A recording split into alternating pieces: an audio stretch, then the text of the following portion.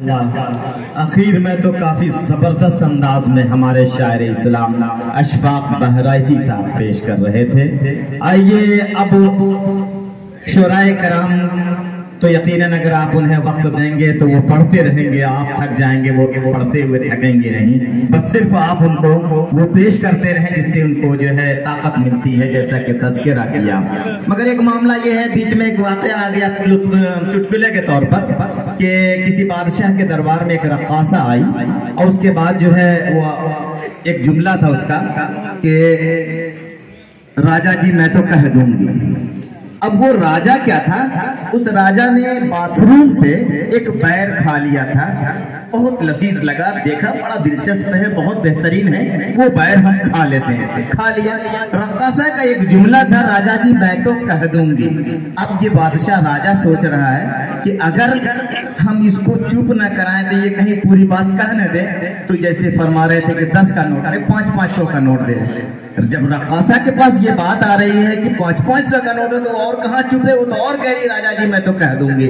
تو لاسٹ میں راجہ سے رہا نہیں گیا، اچھل کے کرسی سے اٹھتا ہے اور کہتا ہے کہ جو کہنا کہہ دے، یہی نہ کہے گی کہ میں نے باتھ روم سے ایک بیر کھایا تھا۔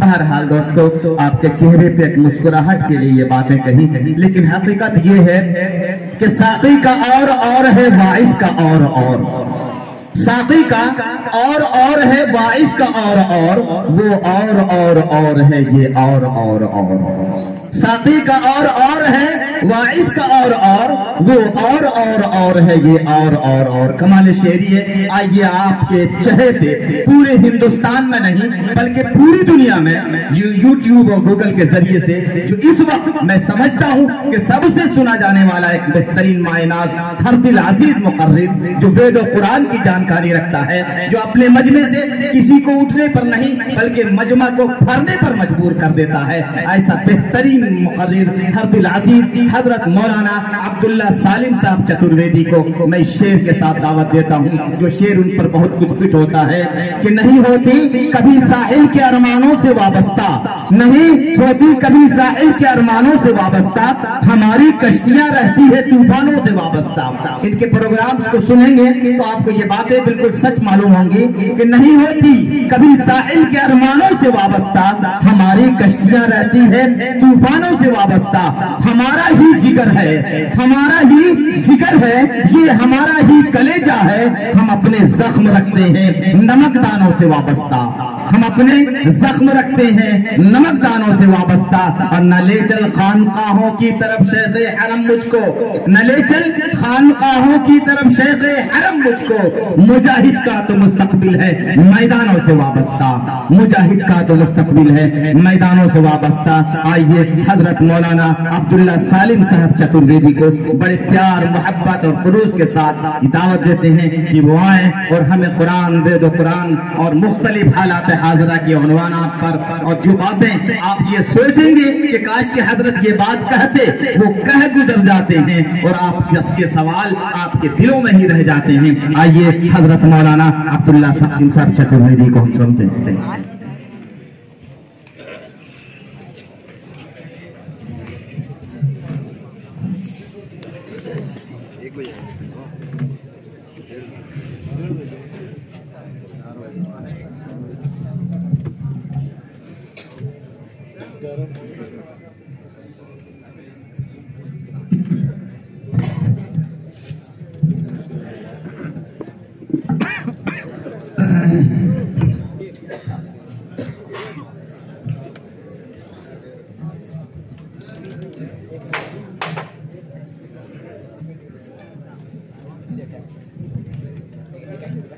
السلام علیکم ورحمۃ اللہ وبرکاتہ۔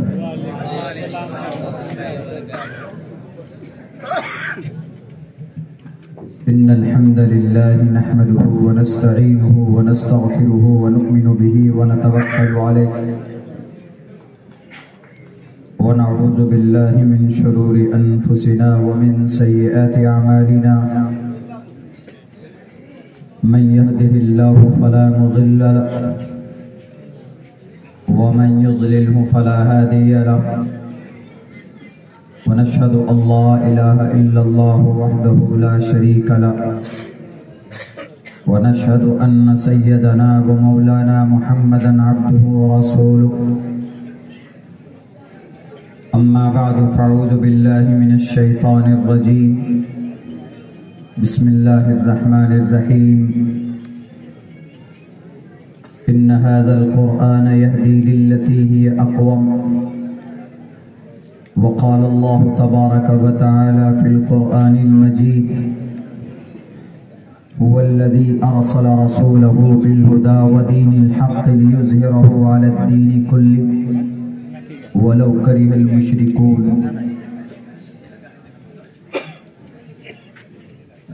قال النبي صلى الله عليه وسلم: من أراد العلم فليتدبر القرآن فإن فيه علم الأولين والآخرين.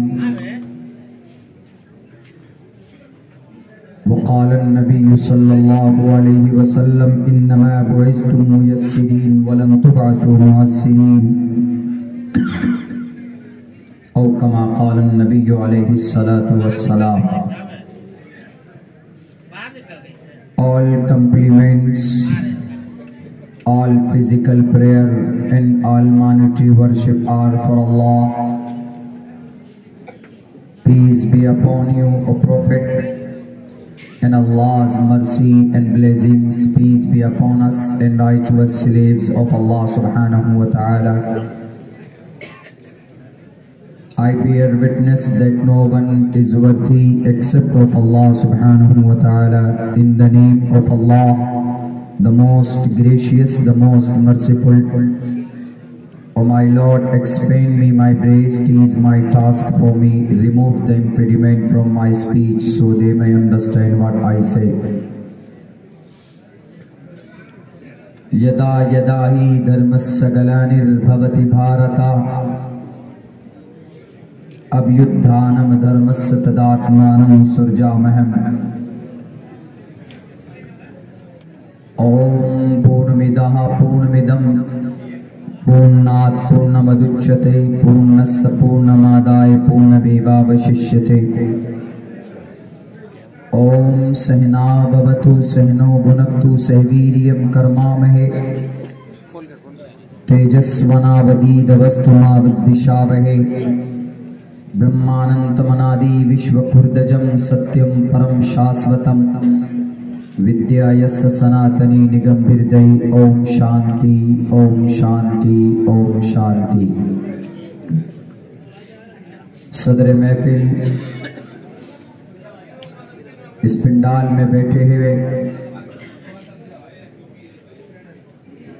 गयूर मुसलमानों, नौजवान साथियों, दस्तार बंदी का जलसा पिछले कई सालों की मेहनत आप लोगों के नजरों के सामने है.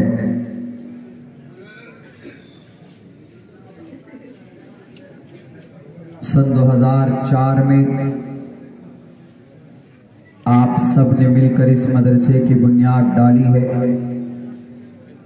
ये मदरसा आपके लिए सदक़े जारिया है.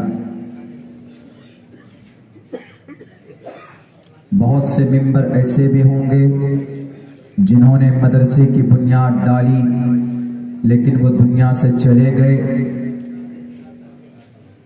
क़यामत तक उनको सवाब इसका मिलता रहेगा.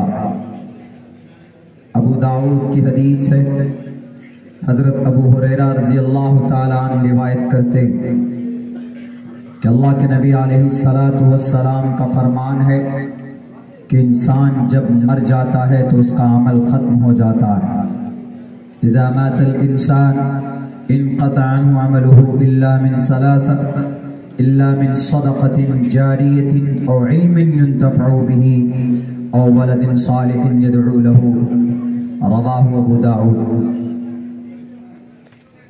आदमी की मौत होती है, उसका अमल डिस्कनेक्ट हो जाता है, ख़त्म हो जाता है, मगर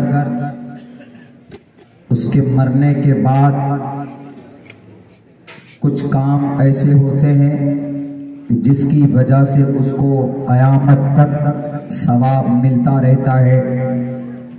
ان میں سے ایک کام او علم ينتفع به، ایسا کام کر کے گیا کہ اس سے لوگ علم حاصل کرتے ہیں، اس سے قوم میں سماج میں بچوں کو اگر تعلیم دی جاتی ہے تو اس تعلیمی سنستھا کے سے فائدہ جو قوم کو پہنچ رہا ہے اس کو قیامت تک اس کا ثواب اس کو ملتا رہے گا۔ یہ اللہ کے نبی علیہ السلام کا فرمان۔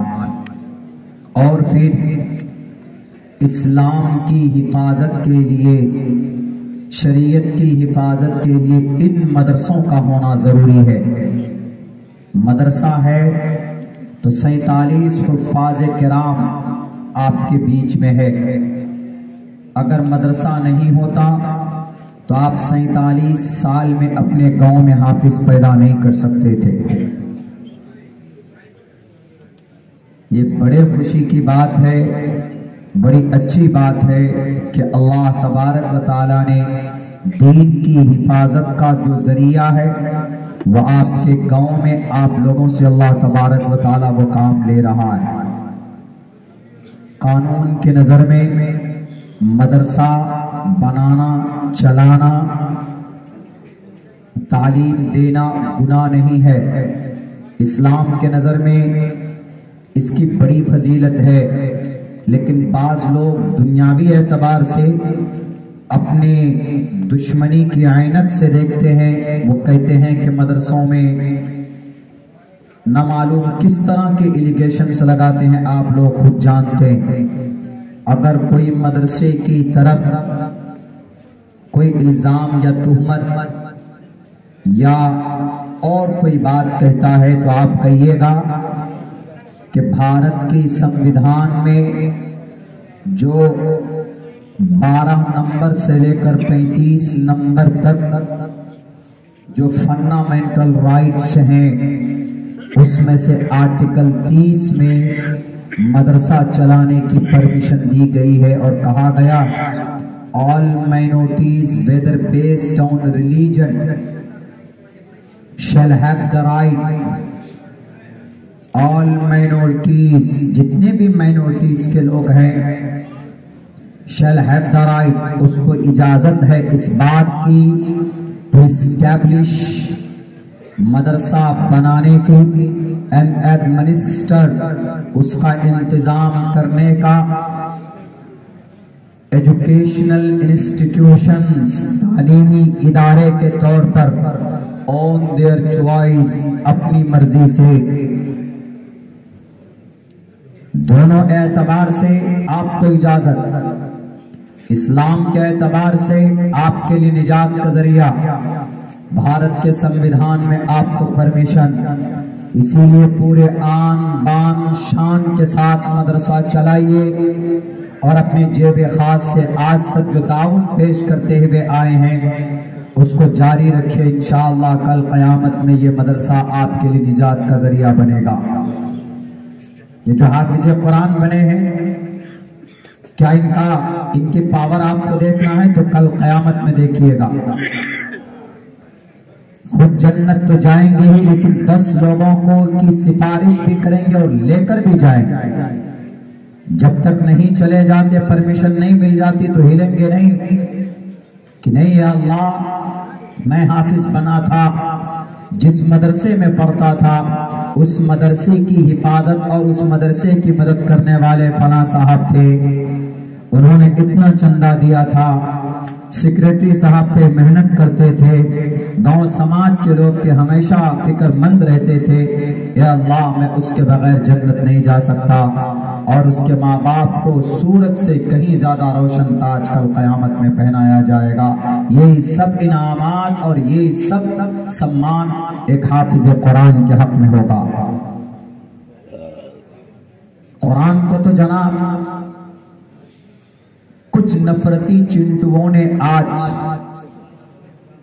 بدنام کرنے کی سازشیں اور کوششیں کر رہے ہیں، ورنہ قرآن تو وہ ہے کہ بہت سے ڈس بلیور، بہت سے وہ لوگ جو قرآن پر آستھا نہیں رکھتے ہیں، قرآن کو مانتے نہیں ہیں، ان کی اتباع نہیں کرتے ہیں، لیکن صرف اتنا جانتے ہیں کہ یہ اہمِ وسویمدم بدامی جشتم دوابھوت، یہ ایشوانی ہے، یہ ایشور، یہ کلام ہے، یہ پرم آتما کا کلام ہے، پرماتما کا سندیش ہے، اس کو سمان کی نگاہ سے دیکھتے ہیں تو اس کے اس فعل، اس گمان کی وجہ سے اللہ تبارک و تعالیٰ ان کو اس دنیا کے اندر عزت سے نوازتا ہے۔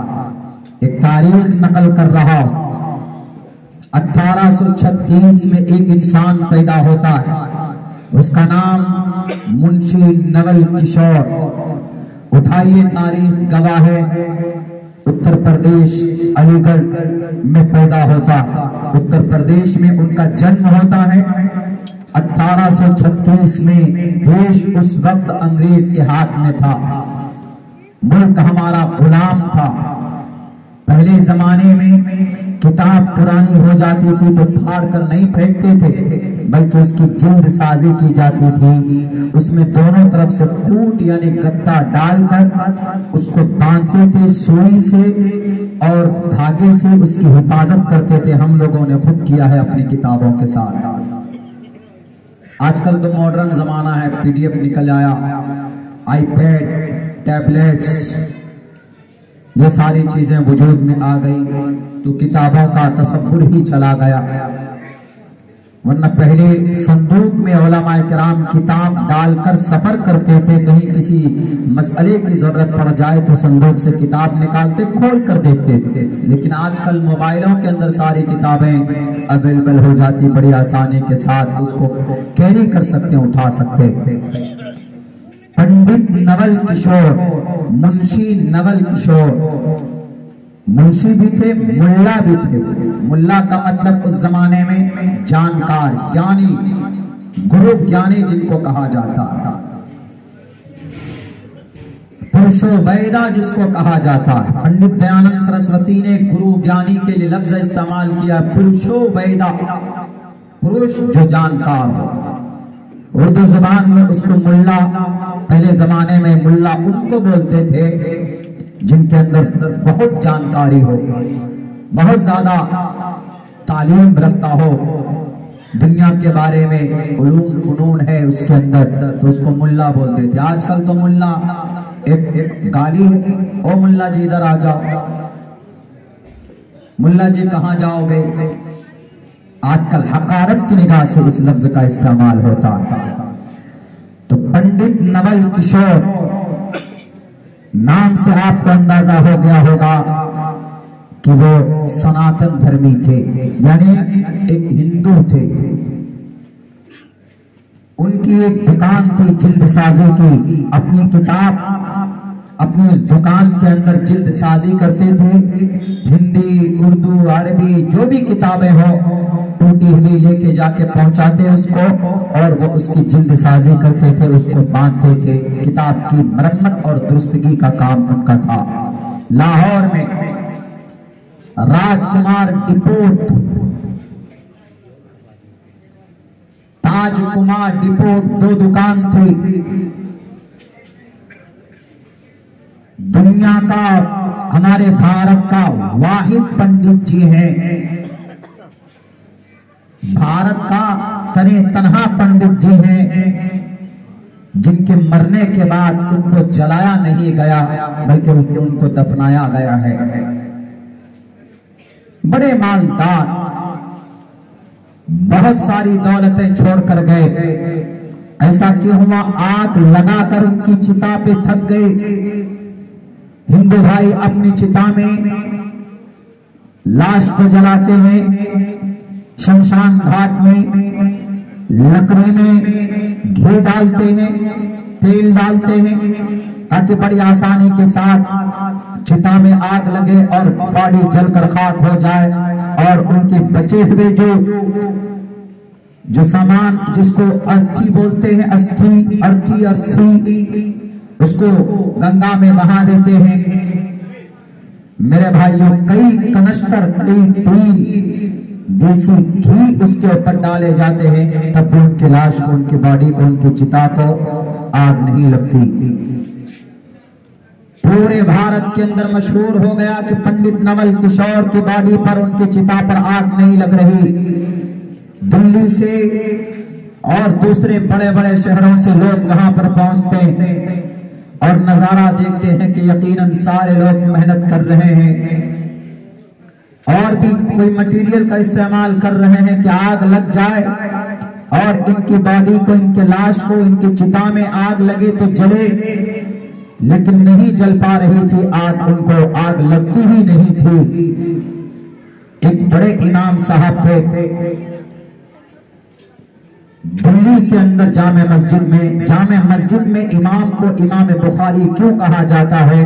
क्योंकि बुखारा से जो नस्ल जो इमाम साहब लाए थे दिल्ली मस्जिद के बनाने वाले बादशाह ने, तो वही नस्ल आज तक चल रही है।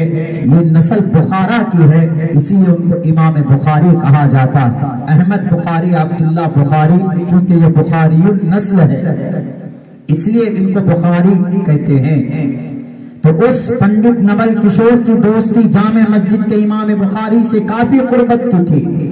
जब इनको भी पता चलता है कि पंडित नवल किशोर की चिता पर आग नहीं लग रही है, क्या माजरा है, तो फौरन पहुंचते हैं उनके शमशान घाट में, उनकी चिता के पास।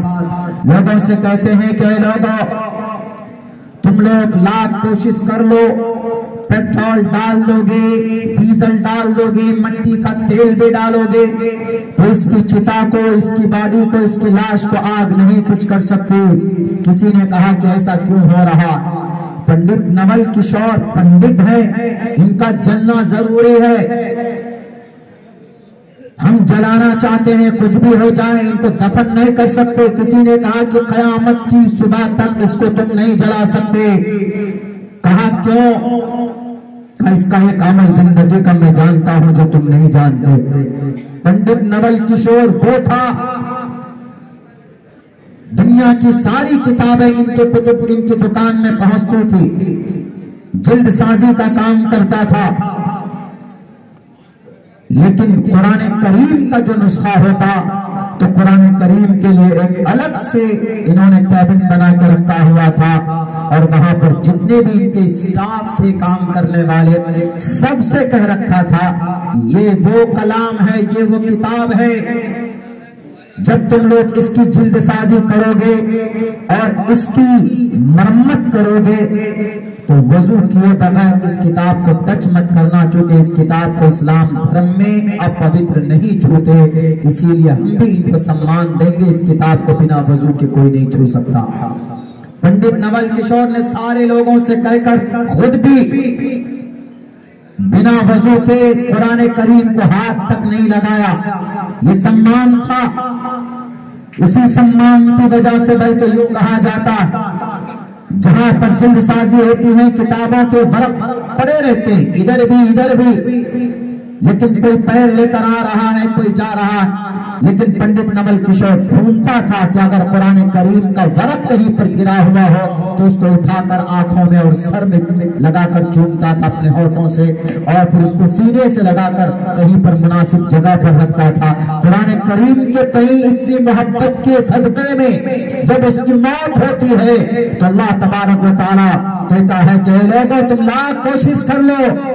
पंडित नवल किशोर कुरान से मोहब्बत करने वाला था, और जो कुरान से मोहब्बत करने वाला होगा उस दुनिया के अंदर उसको रुस्वा और उसको आग नहीं जला सकती। जो कुरान से मोहब्बत करने वाला एक डिसबिलीवर, एक पैगन, एक मुशरिक, इस्लाम के नजर में वो मोमिन नहीं था। जब दुनिया के अंदर दुनिया की आग उसको नहीं जला पा रही है तो याद करो कि जो कुरान वाले हैं, जो कुरान के दोस्त हैं, जो कुरान पर एतमाद और विश्वास रखते हैं, कल कयामत में अगर जहन्नम में जाने की बारी आई और उसके सीने में कुरान करीम हो तो कभी भी उसको जहन्नम की आग उस इंसान को नहीं जला सकती जिसके सीने में कुरान करीम हो। ये है कुरान से मोहब्बत का एजाज। दुनिया का वाहिद पंडित जिसको जलाया नहीं गया, تو امام صاحب نے کہا کہ اے لوگوں لاکھ کوشش کر لو، پوری محنتیں کی گئی لیکن اس کی لاش اور اس کی چتا میں آگ نہیں لگتی ہے۔ ان دا اینڈ اخیر میں یہ فیصلہ ہوتا ہے کہ پنڈت نول کشور کی لاش کو ایک کام کرو، وہیں پر گڈھا کھود کر ان کو دفنایا گیا، اس کو جلایا نہیں گیا۔ دنیا کا واحد پنڈت نول کشور، کس وجہ سے؟ بیکاز آف قرآن سے صرف محبت کی وجہ سے۔ لا یمسہ الا المطہرون، قرآن کو چھو نہیں سکتے ناپاکی کی حالت میں، آپ ٹچ نہیں کر سکتے۔ اس کو معلوم تھا، پوری زندگی اس بات کی رعایت کی اس نے، اور اپنے لوگوں سے کہا کہ اے لوگوں اس کتاب کو بنا پاک بنا وضو کے تم لوگ چھونا بھی مت، ٹچ بھی مت کرنا۔ تو اللہ نے اس کو اتنا بڑا انعام دیا، دنیا میں مرنے کے بعد کیا ہوگا وہ جانے، اس کا عمل جانے اور اس کا خدا جانے، لیکن دنیا کے اندر سمان تو دیا نا اللہ نے کہ جو قرآن سے محبت کرے گا اس کو کبھی بھی نہیں دنیا کی آگ جلا سکتی ہے۔ یہ پیغام ہے ہم مسلمانوں کے لیے کہ مسلمانوں تم قرآن پر اعتماد وشواس کرتے ہو، in spite of that why are you disconnected, why are you disconnecting from the Quran؟ کیوں قرآن سے الگ ہو رہے ہو؟ کیوں قرآن سے رشتہ توڑ رہے ہو؟ آج ہم قرآن سے الگ ہو رہے ہیں تو آج ہم پر یہ ظالم بادشاہ مسلط کیے جا رہے ہیں۔ آپ کیا سمجھتے ہیں کہ ہمارے بھارت کے اندر یا ایشیا مہادیپ میں ظالم بادشاہ مسلط ہوتے چلے جا رہے ہیں، اسٹیٹ میں، ملکوں میں، کنٹری میں؟ تو یہ ہمارے اعمال بد کا نتیجہ ہے کہ اتنے ظالم بادشاہوں کو ہم پر مسلط کیا ہے۔ حضرت موسیٰ علیہ السلام سے اللہ تبارک و تعالیٰ نے کہا کہ موسیٰ تم پر اگر فرعون مسلط ہے تو اپنے قوم کے لوگوں سے کہو، جو لوگ وشواس رکھتے ہیں، جو علماء ہیں، جو توریت کو جانتے ہیں، جو پیچھے دین ہے اس دین کے سچائی کو جانتے ہیں، اس کے باوجود بھی شرک کرتے، اس کے باوجود بھی نماز نہیں پڑھتے، اس کے باوجود بھی چغلخوری کرتے، اس کے باوجود بھی رشوت کھاتے، اس کے باوجود بھی گناہ کرتے، اگر گناہ کرو گے تو اللہ ظالم بادشاہ کو مسلط کر دے گا۔ اور اگر ظالم بادشاہ سے بچنا چاہتے ہو تو اپنے گناہوں سے توبہ کرو، تبھی اللہ تبارک و تعالیٰ ظالم بادشاہوں کو تم پر سے ہٹائے گا۔ آپ کیا سمجھتے ہیں کہ نہیں ہم ووٹ ڈالتے ہیں تو سی ایم پی ایم بنتا؟ ایک رب کا تکوینی نظام ہوتا، اندرونی نظام ہوتا ہے جس کو اولیاء اللہ ہی سمجھتے ہیں۔ ہم ووٹ ڈالتے ہیں لیکن اس سسٹم کو اوپر نیچے کرنے والے اللہ کا ایک تکوینی نظام ہے، وہ جو ہمارے اعمال پر مرتب ہوتا ہے کہ مسلمانوں کے اعمال کتنے اچھے اور کتنے سچے ہیں، اس حساب سے اللہ تبارک و تعالی حالات پیدا کرتے ہیں۔ آج ہم مسلمان یقیناً نہیں جانتے قرآن کے بارے میں، نہیں ہے قرآن کریم سے ہمیں محبت۔ کتنے لوگ ہم میں سے ایسے ہیں جو صبح فجر کی نماز کے بعد قرآن کریم کی تلاوت کرتے ہیں؟ میرے خیال سے اس گاؤں کے اندر میں اگر 100 گھر ہے بمشکل تمام 20 گھر میں قرآن کریم کی تلاوت ہوتی ہوگی صبح۔ اس سے پہلے فجر کی نماز غائب، 5 وقت کی نماز نہیں۔ نماز پڑھنے سے کس نے منع کیا؟ مودی جی نے کہ نماز مت پڑھو۔ نماز قرآن کریم کی تلاوت کرنے سے کس نے منع کیا؟ یوگی جی نے۔ You don't recite the Holy Quran every morning, every day. If you recite the Holy Quran, you will put in the jail.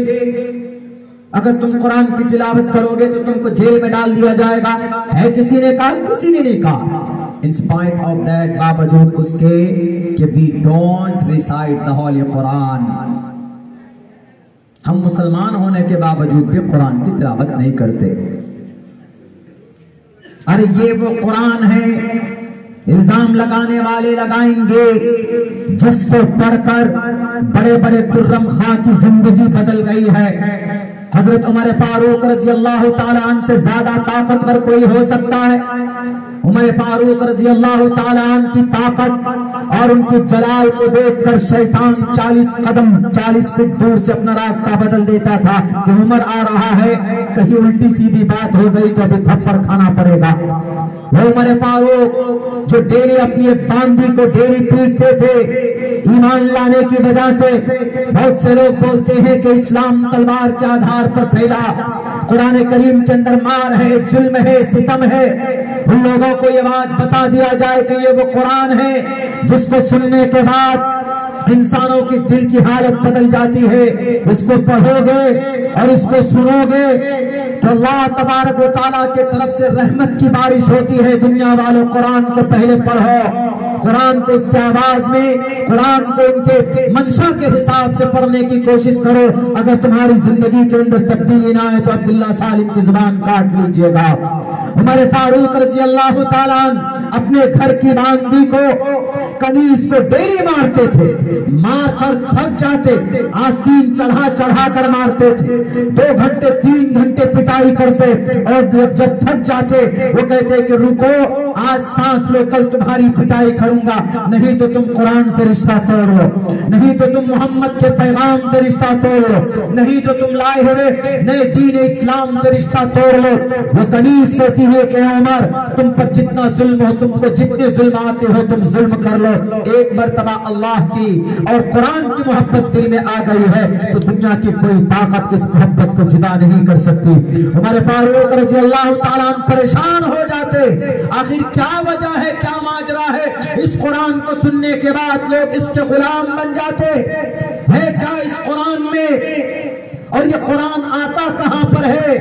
پتہ لگایا تو پتہ چلتا ہے نزل علی قلبک، جبرائیل امین محمد رسول اللہ کے پاس اس قرآن کو لے کر آتے تو ایک روز غصے میں تلوار اٹھا کر نبی پاک علیہ السلام کی طرف چلتے ہیں کہ آج اس محمد کا خاتمہ کر دیا جائے گا، آج محمد کا ہی خاتمہ ہوگا۔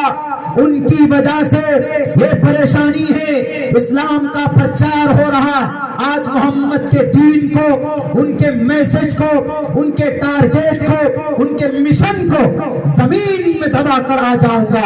عمر فاروق کے ارادہ کرتے ہیں، پورے غصے کے ساتھ نکلتے ہیں تلوار لے کر۔ راستے میں ایک شخص ملتا ہے کہ اے عمر کہاں جا رہے؟ انہوں نے کہا کہ آج محمد رسول اللہ جو اپنے آپ کو اللہ کا رسول بولتا میں اس کا خاتمہ کرنے جا رہا۔ انہوں نے کہا کہ بعد میں خبر لینا، پہلے اپنے گھر کی جو تمہاری بہن ہے فاطمہ بنت خطاب، تم عمر بن خطاب ہو، وہ فاطمہ بنت خطاب ہے تمہاری اپنی بہن، تمہارا اپنا خون، ان سے جا کر پوچھو کہ قرآن میں کیا ہے، ان سے جا کر پوچھو کہ اسلام میں کیا ہے، اس کے بعد کوئی فیصلہ کرنا، محمد کے سر کو قلم کرنے جانا۔ میرے بھائیوں، عمر فاروق کا غصہ اور 2 گنا بڑھ جاتا ہے اور وہیں سے اپنے بہن کے گھر کے طرف چلتے ہیں، جا کر وہاں دیکھتے ہیں وہاں پر قرآن کریم کی آواز آ رہی ہوتی، جو قرآن پڑھانے اور پڑھنے والے تھے ان کے بہنوئی پڑھانے والے چھپ جاتے، بہنوئی کو اتنا مارتے، اس کے بعد پھر اپنی بہن کو مارتے، فاطمہ کو مارتے۔ فاطمہ تمہاری ہمت کیسے ہوئی؟ یہ قرآن کا نسخہ تمہارے پاس آیا کہاں سے؟ یہ قرآن کا پارا تمہارے پاس کہاں سے آیا؟ اس قرآن کو میں ختم کروں گا۔ پٹائی ہوتی ہے، مارتے ہیں۔ بہن کہتی ہے کہ اے عمر طاقت کا غرور ہے، تمہارے رگ میں جو خون ہے فاطمہ کے رگ میں بھی وہی خون ہے، تم کو مارنے کا، ظلم کرنے کا طاقت ہے، اتنی طاقت ہے تمہارے اندر تو اس وہی خون میرے اندر ہے، میرے اندر سہنے کی طاقت ہے، تجھ کو جتنا مارنا ہو تو مار لے۔ یہی نہیں، اگر میری باٹی بدن کی گوشت کی بوٹی کر کر کتوں سے تم کھلوا دو، نچوا دو، میں تب بھی قرآن سے، قرآن کے پیغام سے الگ نہیں ہو سکتی۔ حضرت عمر فاروق رضی اللہ تعالیٰ عنہ کے دل میں یہ پیدا ہوا کہ آخر ہے کیا قرآن میں؟ پلیز شو می، دکھاؤ ذرا مجھے اس قرآن میں کیا ہے۔ عمر فاروق سے اس کی بہن کہتی ہے کہ عمر تم ناپاک ہو، تم قرآن کو نہیں چھو سکتے، تم قرآن کو نہیں پڑھ سکتے۔ عمر فاروق رضی اللہ تعالیٰ عنہ کو قرآن کریم کی آیت پڑھ کر سنائی جاتی، طٰہٰ مَا أَنزَلْنَا عَلَيْكَ الْقُرْآنَ لِتُشْقَىٰ إِلَّا تَذْكِرَةً لِمَن يَخْشَىٰ تَنزِيلًا مِّمَّنْ أَلْ۔ یہ سورہ طٰہٰ کی شروع کیا 5 آیتیں پڑھ کر سنائی جاتی۔ اے دنیا والوں، اسلام کو بدنام کرنے والوں کہ تلواروں کے دھار پر اسلام کا پرچار ہوا، دیکھو دنیا کا سب سے بڑا طاقتور انسان عمر فاروق قرآن کی آیت سننے کے بعد دل کی کیفیت بدل جاتی ہے۔ وہ کہتا ہے کہ I want to meet the last prophet profit Mohammad सल्लल्लाहु अलैहि वसल्लम, मैं मोहम्मद से मिलना चाहता, मैं इस कुरान पर ईमान और आस्था लाना चाहता। कौन सी ताकत थी उमर फारूक के तलवार के सामने में? कोई माए का लाल खड़ा होने की ताकत नहीं रखता था, लेकिन कुरान की वो ताकत थी, कुरान की वो सदाकत, वो वहदानियत थी कि कुरान की आयत सुनने के बाद उमर फारूक की दिल की कैफियत बदल जाती है। जो कल तक दुश्मन थे मोहम्मद रसूलुल्लाह के, कुरान सुनने के बाद गुलाम बन जाते हैं, आपके पास पहुंचते हैं, मोहम्मद रसूलुल्लाह से कहते हैं कि मोहम्मद रसूलुल्लाह, I want to convert my religion into the इस्लाम। मैं आज अपने ईमान को बदलना, अपने धन को बदलना चाहता हूं, आज आपका गुलाम बनना चाहता हूं। ए मोहम्मद रसूलुल्लाह, आज आप हाथ फैलाइए, ये उमर आपका गुलाम है, आज से कलिमा पढ़ाइए। उमर फारूक का दीन चेंज होता है। कौन सी ताकत थी बताओ मीडिया वालों, कौन सी ताकत थी बताओ नफरत परस्तों, कौन सी तलवार की ताकत थी बताओ? तुमसे सवाल पूछता है ये कुरान करीम का पैगाम तुमसे कहता है कि दिखाओ वो कौन सी ताकत थी। अगर तलवार के आधार पर इस्लाम का प्रचार हुआ, मौलाना अरशद मदनी के सामने खड़े हुए और 9 सवालों में एक सवाल ये दिया कि क्या इस्लाम तलवार के जोर पर नहीं फैला? अब्दुल्ला सालिम मौलाना अरशद मदनी का एक तालिब इल्म है, जवाब दो कि कौन सी ताकत थी जो उमर फारूक को मजबूर किया था कलिमा पढ़ने पर? वो कुरान की चाशनी, वो कुरान की सादगी, वो कुरान की सच्चाई, वो कुरान की अदालत, ये वो कुरान है जो रब का है। ऋग्वेद से पूछो तुम कहां से आए, नहीं बता सकता। यजुर्वेद से पूछो तुम कहां से आए, नहीं बता सकता। सामवेद से पूछे, अथर्ववेद से पूछे, रामायण महाभारत से पूछो, उपनिषद से पूछे, गुरु पुराण से पूछे, भविष्य पुराण, मत्स्य पुराण, भागवत पुराण, कल की पुराण, बाइबल, मता, मरकस, लूका, यूहन्ना, बरनयास, आदि ग्रंथ, तालमूद, आवास्ता, दसातीर, बरनयास। दुनिया की बड़ी किताब है कि पूछो तुम आए कहां से, दुनिया की सारी किताब खामोश, लेकिन कुरान से पूछो कि हु आर यू, तुम कौन हो? कुरान कहेगा ज़ालिकल किताबु ला रैब फीह, एक ऐसी किताब है जिसमें कोई शक नहीं। ए कुरान तुम कहां से आए? व इन्नहु लतंज़ीलु रब्बिल आलमीन, मैं रब का कलाम हूं। ए कुरान तुम किस लिए आए? तो कुरान कहेगा हुदल लिन्नास, मैं इंसानों की हिदायत के लिए आया हूं, मुसलमानों की नहीं, इंसानों की हिदायत के लिए आया हूं। ए कुरान तुम आए जमीन पर कैसे? नज़ल बिहिर रूहुल अमीन, जिब्राइल अमीन के जरिए आया हूं। ए कुरान तुम आए कहां पर बताओ जरा? तो कुरान कहता है नज़ल अला क़ल्बिक, मोहम्मद रसूलुल्लाह के क़ल्ब अतहर पर आया हूं। किस लिए आए कुरान? इंसानों की भलाई के लिए आया हूं। कौन से महीने में आए कुरान? शहर रमजान अल्लज़ी उन्ज़िल फ़ीहिल कुरान। ए कुरान तुमको पढ़ने के बाद क्या होगा आखिर? ये कुरान कहता है इन्न हाज़ल कुरान यहदी लिल्लती हिय अक़वम, ये कुरान वो है जिसको पढ़ने के बाद कौम सिरात मुस्तकीम पर आ जाती है। ये वो कुरान है जिस पर इल्जाम लगाने से नहीं चलेगा। बताओ उमर फारूक की जिंदगी बदल गई कुरान करीम को सुनकर। कौन सी तलवार थी जिसकी धार पर हजरत उमर फारूक ईमान लाए? वो धार थी कुरान करीम की सच्चाई की, कुरान करीम की अदालत की। खामखा लोग बदनाम करते हैं कि ये कुरान, ये इस्लाम तलवार के आधार पर फैला, ये इस्लाम तलवारों के जोर पर फैला। नहीं, इस्लाम अपनी ट्रूथ, यूनिवर्सल ट्रूथ, आलमी सच्चाई इन कुरान करीम की शक्ल में है। खामखा लोग बदनाम करते। हाँ, 1450 साल पहले ये कुरान आया जरूर है, लेकिन to the day of judgement, कयामत तक के लिए अब कोई किताब अल्लाह की तरफ से नहीं आने वाली। ये फाइनल, फुल एंड फाइनल अल्लाह का संविधान है। जो आदमी कुरान से जुड़ेगा उसकी हिफाजत अल्लाह तबारक व तआला करेगा, क्योंकि अल्लाह ने कुरान की हिफाजत की जिम्मेदारी ली है, इंसानों की नहीं, मुसलमानों की नहीं, मोमिनों की नहीं। हमें तो बहुत से लोग ऐसे नाम अब्दुल रहमान, काम उल्टे सीधे करते। तो अल्लाह तबारक व तआला कहता कि तुम्हारे नाम से हमको कोई लेना देना नहीं है।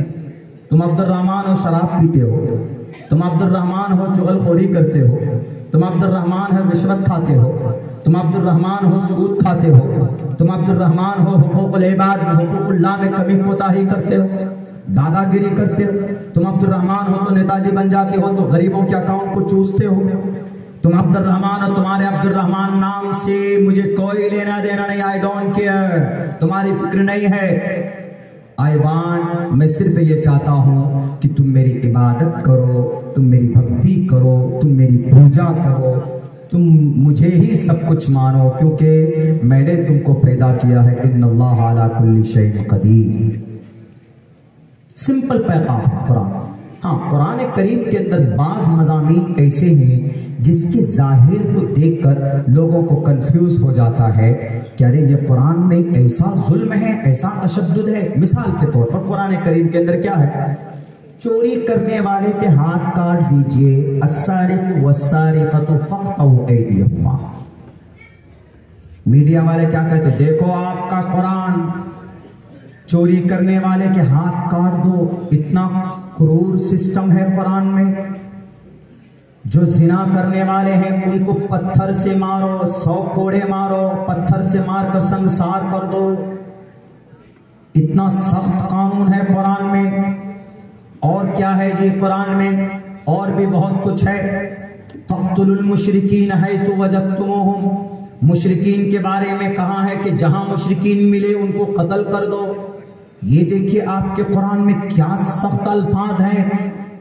میڈیا والے اس کو ہر ہفتے ہر مہینے میں ایک دن چلانا ضروری سمجھتے ہیں۔ شریمد بھگوت گیتا کا ایک منتر پڑھتا ہوں، کبھی ضرورت پڑ جاتی ہے تو پڑھ کر سنا دیتا ہوں، ورنہ 2 بجے رات میں رامائن گیتا پڑھنے کی نو نیڈ، ضرورت نہیں ہے۔ لیکن چونکہ مجھے لوگ دیکھتے ہیں اس نظریے سے، میں کسی کو خوش کرنے کے لیے نہیں پڑھتا، بلکہ جو غلط فہمی ہے بھارت کے اندر 80% ہمارے جو سناتن دھرمی بھائی ہیں ان میں سے کم 30 سے 40% سناتن دھرمی بھائیوں کے دل و دماغ میں ان میڈیا والوں نے نفرت دلی پروس رہے۔ فاقطعوا ایدیہما، دیکھو قرآن میں چوری کرنے والے کا ہاتھ کاٹنے کا آرڈر ہے، اتنا سخت قانون۔ زنا کرنے والوں کو پتھر سے مار مار کر سر پھوڑ کر اس کو مٹی میں دفن کرنے کا آرڈر ہے، اتنا سخت قانون۔ لیکن وہ یہ نہیں کہتے ہیں کہ یہ دوسرا اسٹیپ ہے۔ پہلے قرآن چوری سے پہلے بچنے کا راستہ بتاتا ہے، زنا سے پہلے بچنے کا راستہ بتاتا ہے، تب جا کر اس چیز کا آدیش کرتا ہے۔ میں اس کا ایکسپلین کروں گا۔ مثال کے طور پر قرآن کو ایک کرمنل بک علیہ باللہ پیش کیا جاتا ہے کہ یہ قرآن کسی انسان کی کامیابی کے لیے نہیں ہو سکتی ہے، یہ قرآن وہ ہے، یہ ایشور کا کلام ہی نہیں ہے، کبھی بھی ایشور ظالم نہیں ہوتا اپنے بندے پر، لیکن اس میں تو سخت قوانین ہے قرآن پر۔ ہم نے کہا کہ وہ نیم ملا جس کو بولتے ہیں نا، نیم ملا خطر ایمان، نیم حکیم خطر جان، وہ جو آدھا ڈاکٹر ہوتا ہے، پیٹ کے درد کی جگہ آنکھ کے درد کا انجیکشن ٹھوک دے گا تو آپ ریئیکشن ہو جائے گا، 2 دن میں آپ پہنچ جائیں گے، قبر میں چلے جائیں گے۔ تو وہ نیم ملا، یہ لوگ جو جانتے ہی نہیں ہیں قرآن کے بارے میں۔ شریمد بھگوت گیتا کا پہلا شلوک پڑھیے، پہلا، دھرم چھیترے کروچھیترے سمویدایوتسوہ مامکا پانڈواچے کم کروت سنجیا۔ مہا بھارت کا واقعہ سب کو مشہور ہے، سب کو معلوم ہے، ایسا ہے مہا بھارت، دھرم یدھ پروپرٹی کو لے کے۔ ایک طرف خدا ہے پرماتما شری کرشن جی اور ارجن کے بھائی پانڈو جس کو بولتے ہیں، اور ایک طرف کورو ہے دھرت راشٹر، اس کے بیٹے سارے پورے ایک دم کیا بولیں گے اس کو، موجودہ وقت کی سرکار والے جو بھی سرکار میں ہے، ایک طرف سرکار ہے اور ایک طرف جنتا ہے، تھوڑے سے جنتا۔ لیکن یہ جو لوگ تھے کم تھے، پانڈو کرشن جی یہ حق پر تھے اور ادھر والے غلط راستے پر تھے، مطلب غلط تھے۔ شریمد بھگوت گیتا کا پہلا شلوک میں جنگ کی بات کہی گئی ہے، پہلے منتر میں جنگ کی، لڑائی کی، اور قرآن کی پہلی آیت میں پہلی سورت میں جنگ کی بات ہے، لڑائی کی بات ہے۔ پہلی سورہ فاتحہ دیکھ لیجئے، دوسری سورہ سورہ بقرہ دیکھ لیجئے، آپ کو پہلے رکوع، دوسرے رکوع، تیسرے رکوع میں کہیں پر بھی جنگ کا چرچا ہی نہیں ملے گا۔ پہلی آیت، دوسری آیت، تیسری آیت، الف لام میم ذالک الکتاب لا ریب فیہ ھدی للمتقین الذین یؤمنون بالغیب ویقیمون الصلاۃ ومما رزقناہم ینفقون، کہیں پر بھی جنگ نہیں ہے۔ پہلی سورت سورہ فاتحہ، الحمدللہ رب العالمین الرحمن الرحیم مالک یوم الدین ایاک نعبد و ایاک نستعین اہدنا الصراط المستقیم صراط الذین انعمت علیہم غیر المغضوب علیہم ولا الضالین، کہیں پر بھی مار لڑائی کاٹ پیٹ ہے، کچھ نہیں ہے۔ شریمد بھگوت گیتا دھرم چھیتر کروچھیتر، کس کو بولتے ہیں کروچھیتر؟ بیٹل فیلڈ، لڑائی کا میدان۔ دھرم چھیتری کروچھیترے سمویتا یوتسوہ مامکا پانڈواچے کم کروت سنجیا۔ اے سنجیو، سنجے کون؟ میڈیا والا اس وقت کا، آج تک۔ اے سنجیو کون کہہ رہا ہے؟ کورو اور پانڈو کے ابا بیچارے نابینے تھے، وہ جنگ کے میدان میں نہیں جا سکتے تھے، وہ گھر پر بیٹھے بیٹھے سنجیو سے کہا کہ ذرا مجھے ٹی وی آن کرو تو تم دکھاؤ ذرا کیا چل رہا ہے۔ دھرم چھیترے کروچھیترے سمویتا یوتسوہ، کیا کیا ہو رہا؟ مامکا پانڈواچے، میرے پانڈو اور کورو کے بیچ میں کیسی لڑائی ہو رہی ہے، کون جیت رہا ہے، کون ہار رہا ہے، کون کس کا خون بہا رہا ہے، کون کس کا سر قلم کر رہا ہے۔ شریمد بھگوت گیتا 5واں وید ہے کہ نہیں ہے آج کے زمانے میں؟ رگ وید، یجروید، سام وید، اتھرو وید، آپ کو یہ ویدات نہیں ملیں گے، پورے گاؤں کو ڈھونڈ کر آؤ گے نہیں ملے گا آپ کو۔ میرے پاس ہے اوریجنل بک، اوریجنل پرانے جو وہ ہے کاپی ہے میرے پاس ہے، نہیں ملیں گے، لیکن گیتا ضرور مل جائے گی آپ کو۔ گیتا ہر ہندو بھائی کے پاس ہے، تو ہندو بھائیوں کی پہلے گیتا کی پہلے شلوک کے اندر لڑائی کی بات کی گئی۔ ہم اس بات کا امکان، ہم کو اعتراض اس بات پہ نہیں ہے کہ گیتا میں لڑائی کیوں ہے۔ کبھی کبھی ایسا ہوتا ہے کہ لڑائی کرنا ضروری ہو جاتا ہے، جیسے یہی مہابھارت، کرشن جی پرماتما آ گئے ارجن کو سپورٹ کرنے کے لیے، کیوں اس وقت مہابھارت کا ہونا ضروری تھا، راون سے لڑائی کرنا ضروری تھا، تو شری رام چندر جی کھڑے ہو گئے۔ درگم راکشس کا وقت ضروری تھا تو درگے ماتا آئی، بھگوتی ماں نے درگے کا اوتار لیا۔ اندھکاسر کا خاتمہ ضروری تھا تو درگے ماتا نے کالی کا اوتار لیا۔ راون کے لنکے کو آگ لگانا تھا تو ہنومان نے اپنی طاقت دکھائی، ہنومان چالیسا وجود میں آیا۔ کبھی کبھی جنگ ضروری ہو جاتی ہے، لیکن جیسے شریمد بھگوت گیتا کے پہلے منتر میں، پہلے ادھیائے میں، پہلے اشلوک میں جنگ کی بات ہے، اگر خدا نہ خواستہ قرآن کریم کی سورہ فاتحہ میں پہلی آیت میں اگر جنگ کی بات ہوتی تو میرے خیال سے آج تک زمین کے اوپر اس قرآن کے اوپر بینڈ لگ گیا ہوتا بھارت میں۔ کیوں؟ تمہارے قرآن میں پہلی صورت میں جنگ کی بات ہے، اس لیے قرآن from today has been prohibited, banned، نہیں پڑھ سکتے۔ کیوں؟ قرآن میں قتل ہے، قرآن میں جہاد ہے، قرآن میں لڑائی ہے۔ شریمد بھگوت گیتا کے پہلے ادھیائے میں جو ہے کیا کریں گے پھر؟ بلکہ یوں ہی نہیں، کیا کہا گیا؟ دھرم چھیترے کروچھیترے سمویتا یوتسوہ مامکا پانڈواچے کم کروت سنجیا کتستوا کشملدم وسمے سمپستھتم اناریہ جشٹم کیرتی کرم جنہا شترو ہردے دور بلیما۔ اے ارجن بزدل مت بنو، لڑو۔ کون کہہ رہے ہیں؟ کرشن جی، خدا وشنو کے 8ویں اوتار، لڑو، بزدل مت بنو۔ کتستوا کشملدم وسمے سمپستھتم اناریہ جشٹم کیرتی کرم جنا، آگے بڑھو، قدم کو آگے بڑھو، بزدل مت بنو۔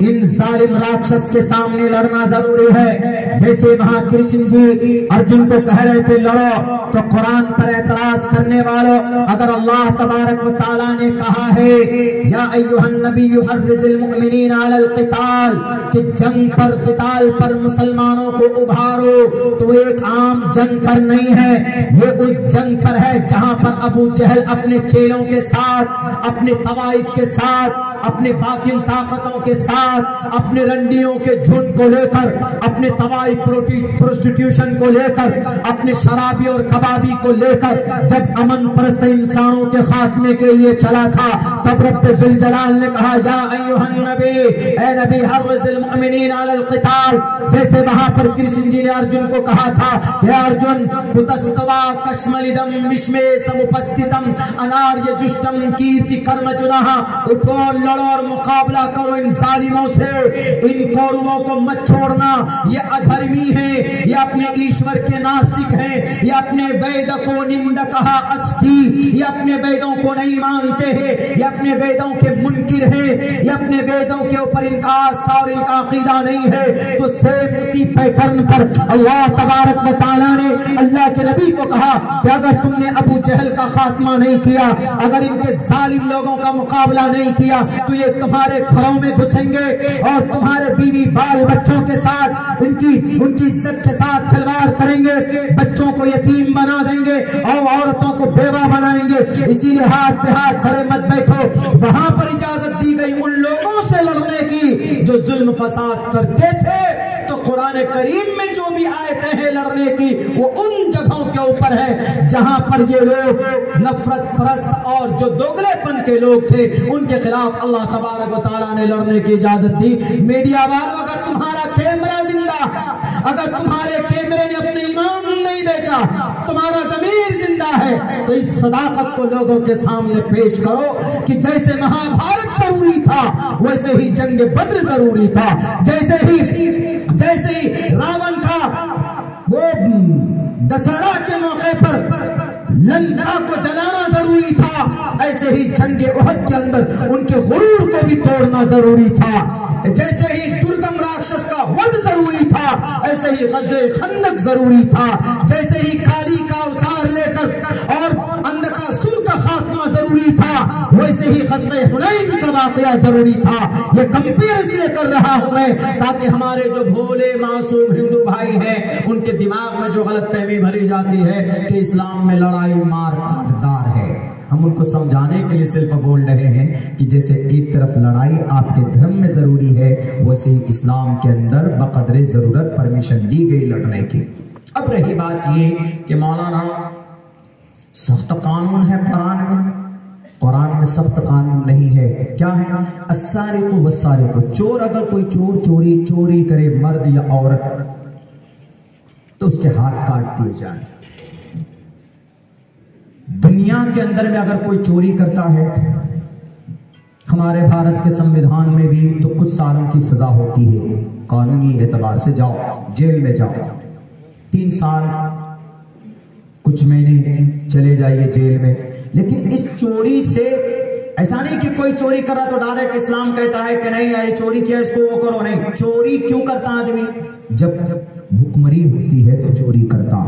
وہ جو کچھ پروفیشنل لوگ ہوتے ہیں، ڈاکو ہوتے ہیں، وہ چور نہیں ہے، وہ ڈاکو ہیں، لٹیرے ہیں، نالائق، غربت کی وجہ سے۔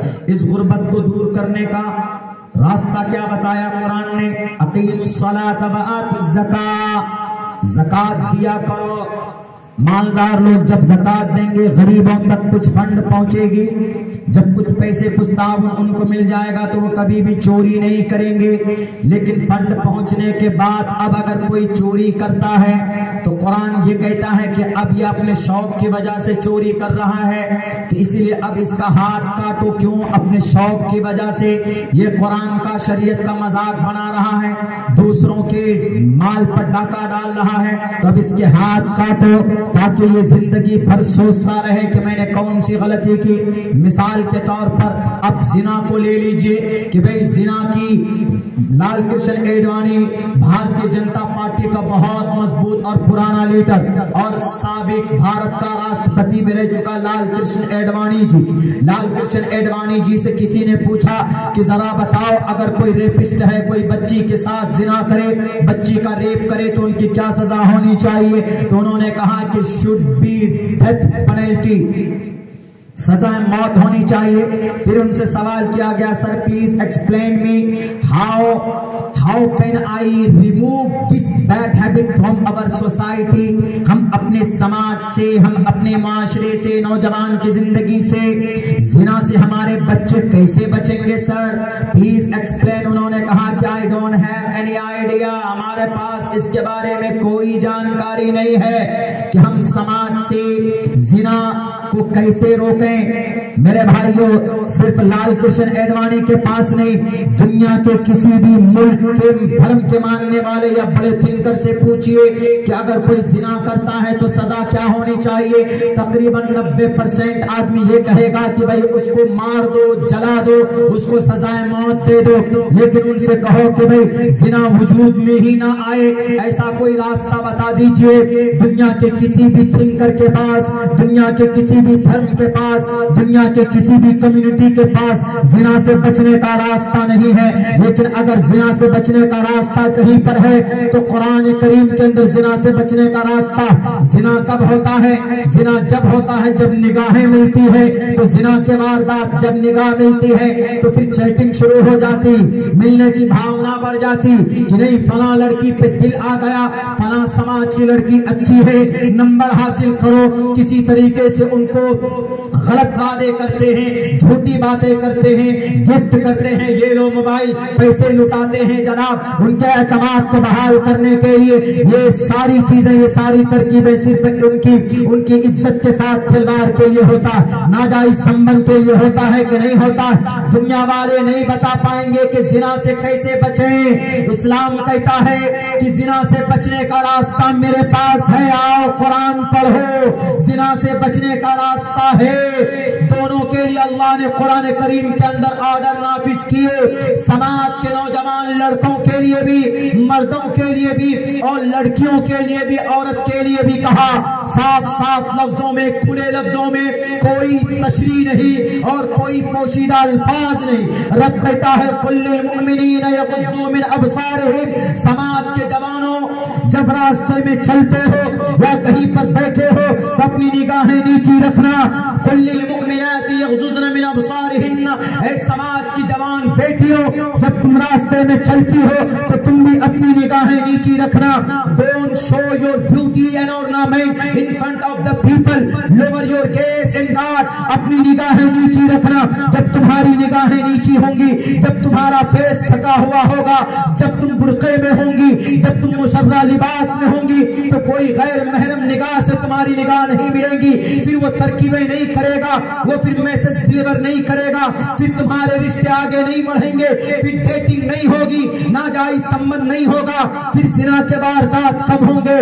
میرے بھائیوں دنیا کے اندر تاریخ گواہ ہے، بڑے بڑے جو حادثات ہوئے، نربھیا کانڈ دلی کا کون نہیں جانتا، اس بچی کی عزت لوٹی گئی، ان کے اندر کے آرگنز کو نکالا گیا، سنگاپور میں اس بچی نے جا کر دم توڑا، اور تلنگانہ شمشاباد کے حیدرآباد کے اندر ڈاکٹر پرینکا ریڈی کی عزت لوٹی گئی، اور جناب کلکتہ کے اندر سماج کی ایک بیٹی کو جلا کر بھسم کر دیا گیا۔ یہ سب بے پردگی کی وجہ سے ہوئے۔ یہ دلی کی جو بچی تھی وہ اپنے بوائے فرینڈ کے ساتھ بیٹھ کر بسوں کے اندر، وہ اپنے بوائے فرینڈ کے ساتھ کسی مشن کا معاملہ چل رہا تھا تو شیطان سامنے شراب پی کر بیٹھے تھے، انہوں نے کہا کہ جب یہ کس اپنے بوائے فرینڈ کے ساتھ کر سکتی ہے تو ہمارے ساتھ ریلیشن کیوں نہیں بنا سکتی ہے؟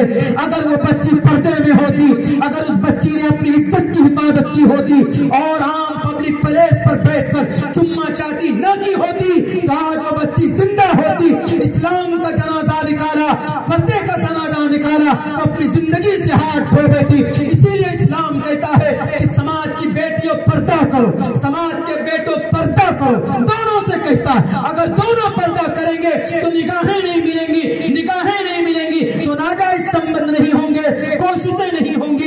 कोशिशें नहीं होंगी तो जिना के वारदात नहीं होंगे, और जब जिना नहीं होगा तो किसी को मारकर पत्थर से संगसार भी नहीं किया जाएगा। लेकिन अब अगर जिना से बचने का कोई साफ और क्लियर रास्ता है तो किसमें है? इस्लाम में, इसी कुरान में, जिसको बदनाम कर रहे हैं इस कुरान में। खामखा कुरान आतंकवादी की किताब है, कुरान पढ़कर दहशतगर्द बना। सन 2004 से लेकर आज तक कुरान पढ़कर कितने हाफिज पैदा हुए? 47। इनमें से कोई आतंकवाद बना क्या? मीडिया वाले, इंडिया टीवी वाले सिर्फ दिखाते मौलाना अब्दुल्ला को, मौलाना खलीलुर रहमान साहब को, मौलाना अरशद मदनी को, ये देखिए क्या कह दिया इन्होंने, ये देखिए कुरान से क्या तालीम मिलता है, ये देखिए मदरसे के अंदर में ट्रेनिंग दी जाती है। आपके मदरसे के अंदर में मेरे ख्याल से जिससे सब्जी काटते हैं उसको भी अभी अगर जस्ट आप चेक करेंगे तो इतनी फुटल होती है सब्जी काटने वाली छुरी भी, आप काटेंगे तो आपकी उंगली नहीं कटेगी। कौन सा हार्डी एक्स है भाई मदरसों में? मत भूलो कि इन मदरसों के अकाबिर उलमा ने अगर कुर्बानी न दी होती तो ये देश आज आजाद नहीं होता। ये मत भूलो, तारीख में 65,000 उलमा इकराम के जो तख्तेदार पर लटक गए थे तब जाकर ये देश आजाद हुआ। अंग्रेज अगर किसी से डरता था तो उलमा की जमात से डरता था, मौलाना कासिम नानोतवी से डरता था। शामली के मैदान में मौलाना कासिम नानोतवी, पतले मौलाना कासिम नानोतवी दारुल देवबंद की जिन्होंने बुनियाद डालने वाले मेंबरान में से थे, और भी कई लोग थे, कई उलमा थे। मौलाना कासिम नानोतवी के नाम से ही कासमी लिखते हैं। अल्हम्दुलिल्लाह हम भी जुड़े हुए हैं। मेरे नाम के आगे भी अब्दुल्ला सालिम कासमी। लोग कासमी कम बुलाते, चतुर्वेदी ज्यादा बुलाते। हमने कहा कि भाई चतुर्वेदी मत बुलाओ, फिर तो अठरवेदी बुलाओ, इसलिए कि हम 8 पुराण भी पढ़े। गीता भी बुलाओ, गीता जानते हैं। उपनिषद पढ़े वो बताओ, बाइबल जानते हैं। आवास्था हमने पढ़ी, वो मजूसियों की किताब आवास्था। दसातीर अवेलेबल नहीं होती है, लेकिन जो पढ़ने वाले थे मंगा लेते। आप में से भी बहुत से लोग होंगे कि जिन्होंने किताबें कुछ देखी होंगी। हमने कहा फिर चतुर्वेदी क्यों लगाते? बोला मौलाना मंत्र पढ़ते नहीं इसलिए चतुर्वेदी लगा देते। चतुर्वेदी एक कम्युनिटी भी है, एक कास्ट भी है हमारे हिंदू भाइयों में। चतुर्वेदी, त्रिवेदी बोलते हैं। चतुर्वेदी वेदों का ज्ञानी, वेदों का 4 वेदों का ज्ञानी उमूमन कहा जाता है। तो मेरे नाम के आगे जैसे मौलाना अफजल हुसैन गाजी नदवी, माशाल्लाह बड़ा अच्छा इनका तरीका है निजामत का, अल्लाह इनको और मजीद दीन की खिदमत के लिए कबूल फरमाए। तो लोग कासमी छोड़कर चतुर्वेदी लगा देते। हमने कहा कि अरे भाई कासमी मत छोड़ो, चतुर्वेदी छोड़ दो, वो तुहमत है मेरे साथ। रात को 3 बजे भी बैठाएंगे, मौलाना जरा मंत्र सुनाइए। हमने कहा कि जो रहमत का फरिश्ता आया है वो गायत्री मंत्र सुनकर या हनुमान चालीसा सुनकर भाग जाएगा, ऊपर से ऊपर चला जाएगा। तो एक तुहमत लगा दिया गया चतुर्वेदी। वरना मैंने कभी ना तो मैंने इस ताल्लुक से पढ़ाई की है कि मैं चतुर्वेदी कह रहा हूं, कभी मैं इस फील्ड में आया ही नहीं था, तकरीर के फील्ड में कि मुझे मुकर्रिर बनना है। लेकिन अल्लाह तबारक व तआला, आप कुछ और सोचते हैं, अल्लाह आपको किसी और के लिए तैयार कर रहा होता है। लेकिन हमने रिसर्च की थी बड़ी जबरदस्त बेंगलोर के अंदर, तो बहुत सारे श्लोक्स, अभी तो मेरे ख्याल से कितने श्लोक से मैं भूल भी चुका हूं। और जब कोई नया इशू आता है तो हमारे पास फौरन मैसेज आता है, मौलाना इस इशू के ऊपर तहकीक कीजिए। अब हम तहकीक करते हैं, ये नहीं कि एक ईश्वर बात रिसालत के ऊपर ही मंत्र पढ़े जा रहे हैं, सैकड़ों मंत्र है। करंटली जो इश्यूज होते हैं उसके ऊपर भी मंत्र, जैसे कुरान करीम के अंदर आयत है, तो हिंदू भाइयों की गीता, रामायण, महाभारत में भी है बहुत सारे श्लोक्स, उसके अंदर भी है, पाए जाते, तो लोगों के सामने पेश करते। तो इस पर जब तहकीक चल रही थी तो हमारे जो मरहूम प्रोफेसर साहब थे उन्होंने कहा कि अब्दुल्ला पढ़ो, काम आएगा आगे चलकर। शायद अल्लाह ने उनके दिल में बात डाल दी थी। पढ़ने के बाद 1 साल तक कुछ नहीं, कोई नहीं जानते थे, किसी प्रोग्राम में भी जाना नहीं होता था। एक स्कूल में पढ़ाते थे, चूंकि मुझे स्कूल का निजाम सेट करना था और उसी स्कूल के बैनर तरह हमें कुरान की भी तालीम बच्चों को देनी थी। और अल्हम्दुलिल्लाह I completed my I have done this work. हम ये काम कर चुके हैं अपने इलाके के अंदर में। स्कूल भी है, दीनियात की तालीम भी है, CBSE पैटर्न पे इंग्लिश मीडियम से हमारा स्कूल है। लोग एतराज करते हैं मौलाना इंग्लिश मीडियम, मौलाना होकर इंग्लिश मीडियम। हमने कहा कि अंग्रेजी क्या अल्लाह की जुबान नहीं है? बोला नहीं, अंग्रेजों की जुबान है। क्या अंग्रेज के अब्बा के घर की जुबान है? اختلاف السنتکم والوانکم، دنیا کی ساری زبان اللہ کی زبان ہے۔ اللہ نے انگریزی سیکھنے سے، شریعت نے انگریزی بولنے سے منع نہیں کیا ہے، ہاں انگریزوں کا طریقہ اختیار کرنے سے منع کیا ہے۔ انگریزوں کا طریقہ کیا ہے؟ کھڑے کھڑے پیشاب کر رہے، کھڑے کھڑے کھا رہے، وہ طریقہ، وہ کلچر غلط ہے۔ بنا شادی کے ریلیشن بنا رہے، وہ کلچر غلط ہے، وہ منع کیا۔ انگریزی بولنا سیکھنا، سنسکرت بولنا سیکھنا منع نہیں ہے۔ ایک جگہ کسی مقرر صاحب کا نام تھا، وہ نہیں گئے، انہوں نے فون کیا کہ عبداللہ ہمارے دوست کا تم کو جلسے میں جانا، ہم گئے۔ پہلی مرتبہ تقریر کے کھڑے ہوئے تو پیر کانپ رہے تھے۔ عشاء کے بعد نمبر دیا گیا کہ مولانا ذرا آپ کچھ دیر بولے، 20-25 منٹ بول لیں گے۔ ہم نے کہا I try my level best, کوشش کروں گا پوری بولنے کی۔ ہم 25 منٹ تقریر کیے، ٹائم کہاں نکل گیا۔ ہم نے سوچا کیا تقریر کرا، وہی جو ریسرچ کیے ہوئے ہیں، منتر ہے، شلوک ہے، ایک ایشور بار پہ ہے، کما برہما دکتیو ناستے ہے اندن تما پریو شنتی سمبھوتی مپاستی تتوبو یہی ویوتی تمو یو سمبھوتی آمرتہ، یہ سب منتر و شلوک کے اوپر تحقیق کی، کمپیئر کیا قرآن کریم سے، تو وہاں لوگوں کو اچھا لگا کہ بھئی یہ تو بچہ، یہ مولانا صاحب تو چترویدی لگ رہے ہیں۔ تو یہ جو ہم کو ڈگری ملی ہوئی ہے چترویدی کی، عوام کی طرف سے ہے، یہ خطاب ان کا ہے، میرے طرف سے میں منع کرتا ہوں، چترویدی مت لگائیے ہمارے نام کے ساتھ میں، نو نیڈ، اس کی ضرورت بھی نہیں ہے، بیرکٹ لوگ لگا دیتے۔ تو خیر یہ وہ قرآن ہے کہ جس میں اللہ تبارک و تعالیٰ نے جو بھی حکم نازل فرمایا ہے اس کا فائدہ بھی سامنے رکھا ہے۔ اب اللہ نے بتا دیا کہ لوگوں پردہ کرو، پردہ کرنے کے باوجود بھی اگر کوئی زنا کرتا ہے، نہیں مانتا ہے، پردوں کے مان مریادہ کو توڑ کر زنا کرتا ہے، تب اللہ تبارک و تعالیٰ کہتا ہے کہ دیکھو یہ شادی شدہ ہے کہ کمارا ہے، شادی شدہ ہے تو پتھر سے مار مار کر اس کا سر کو چل دو، اور اگر کمارا ہے تو 100 کوڑے برساؤ لوگوں کے سامنے میں۔ کیوں؟ اس نے پردے کا لاج نہیں رکھا۔ مثال کے طور پر کوئی راستہ ہے، اس راستے میں شیر ہے، آپ سے کسی نے پوچھا کہ یہ راستہ جا سکتا ہے کیا یہاں پہ پالی گنج، آپ کہیں گے نہیں مت جاؤ، راستے میں شیر ہے، وہ کاٹ کھائے گا تمہیں، لیکن وہ زبردستی جاتا ہے۔ تو اب بتائیے اگر زبردستی جائے گا، اس کو شیر حملہ کرے گا تو آپ کو خبر پہنچے گی تو آپ کیا کہیں گے؟ آپ کہیں گے کہ بھلے مرا، پہلے بتایا تھا اس کو کہ راستے میں شیر ہے، تم کو کاٹ کھائے گا، مت جاؤ، مر جاؤ گے، نہیں مانا، مرنے دو۔ تو ایسے ہی اللہ نے کہہ دیا پہلے پہ، زنا جس گلی سے زنا کی طرف جاؤ گے اس گلی سے مت جاؤ، وہ جو راستہ اس کو بند کیا اللہ نے دونوں کو، ایسا نہیں کہ صرف عورت کو، مرد کے لیے بھی کہا نا کل للمؤمنین۔ حضرت علی فرماتے ہیں کہ اگر کسی عورت کو دیکھ لو اس کو اسکین مت کرو، یعنی دوبارہ نگاہ کار کر مت دیکھو، پورے ناپ رہے ہیں سینٹی میٹر سر سے پیر تک، دیکھ رہے ہیں پیر کا کلر کیسا ہے، اور باڈی پارٹس آف باڈی کو جانچ رہے ہیں۔ حضرت علی کہتے ہیں، بلکہ اللہ کے نبی علیہ السلام کی حدیث ہے کہ نگاہ ہٹا لو ورنہ یہ تمہاری آنکھ زنا کر رہی ہے دنیا کے اندر کسی بھی کتاب میں؟ دنیا والوں بتاؤ اللہ کے نبی کی زندگی میں کسی عورت کو دیکھنے پر یوں کہا ہو کہ اگر غور سے دیکھو گے تو گناہ ہے، تمہاری آنکھ زنا کر رہی؟ بلکہ یہ میڈیا والے تو یوں کہیں گے نہیں، عورت کو دیکھو کیا، ملو، بات کرو، ریلیشن بناؤ، اس ریلیشن کا نام لیونگ ریلیشن دو، اور جناب خوب شاپنگ کرو پٹنہ میں جا جا کر، اور لکھنؤ میں لولو مال میں جا کر، اور اس رشتے کو ڈیٹنگ کا نام دو۔ دنیا والوں تب جا کر کے گندا کام ہوتا ہے، تب جا کر کے یہ دنیا تباہی کے دہانے پر آتی ہے۔ لیکن اسلام کہتا ہے، ہمارا قرآن کہتا ہے کہ نہیں، قل للمؤمنین یغضوا من ابصارہم ویحفظوا فروجہم ویحفظوا فروجہم۔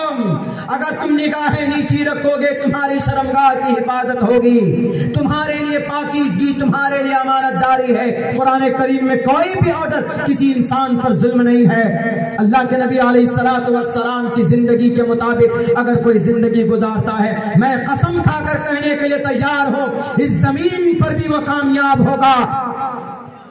آج اقوام متحدہ کیوں کامیاب ہے؟ ہمارے دیش کے اندر سب سے بڑی طاقت کون؟ سپریم کورٹ کو مانتے ہیں ہم لوگ، سب سے بڑی طاقت۔ یہ واقعہ بتا کر میں اپنی جگہ لیتا ہوں، چونکہ 2:30 بج گئے ہیں، کوشش کرتا ہوں اس واقعے کو سمجھانے کی۔ قرآن اللہ کے نبی پر نازل ہوگا، بہت ساری باتیں ایسے ہیں جو قرآن کریم میں کھول کر نہیں بیان کیا، تو اللہ کے نبی علیہ السلام کی زندگی جو حدیث ہے، جو سنت ہے، اس کے اندر ایکسپلین کیا گیا ہے۔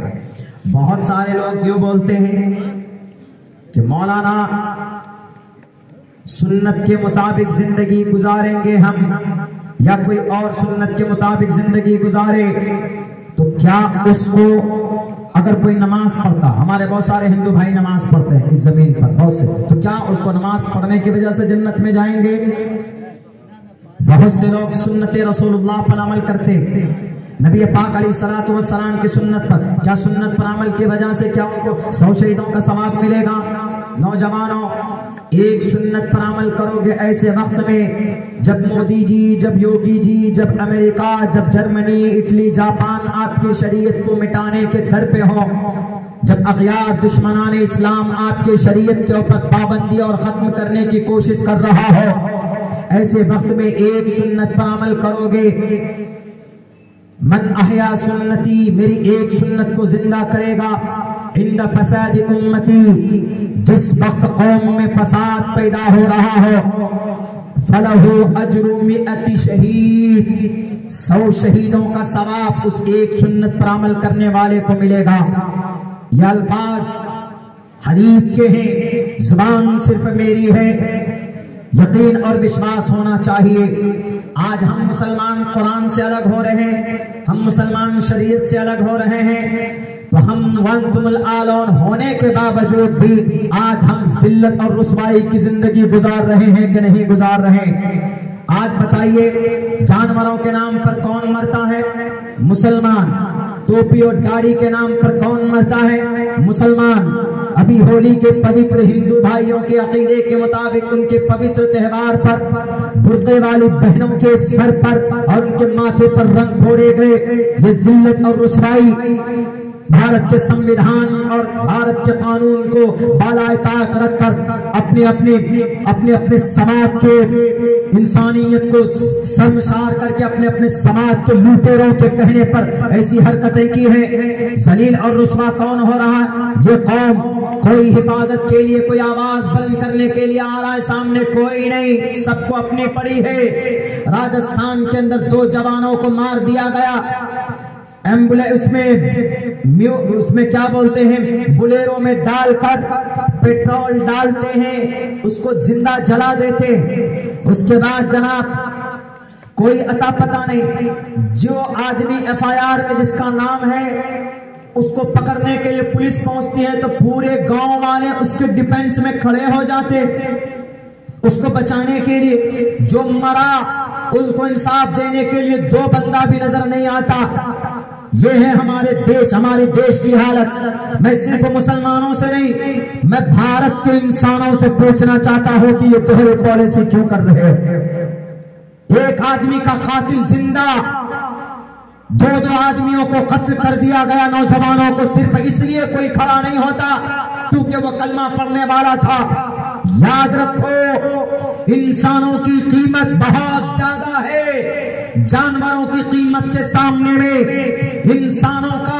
انسانوں کی جان کی ان کا سمان بہت زیادہ ہے۔ جانوروں کے نام کے سامنے میں ایک بوڑھی ماں کو گجرات کے اندر، جن کو آپ اپنی ماں مانتے ہیں، لات سے پیر سے رون کر ان کو وہیں پر موت کے گھاٹ اتار دیا گیا۔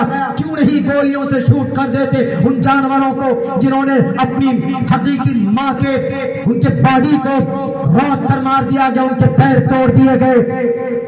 اگر یقیناً محبت ہے تو کرو ایسا کام، ظالموں کو کیفر کردار تک پہنچاؤ۔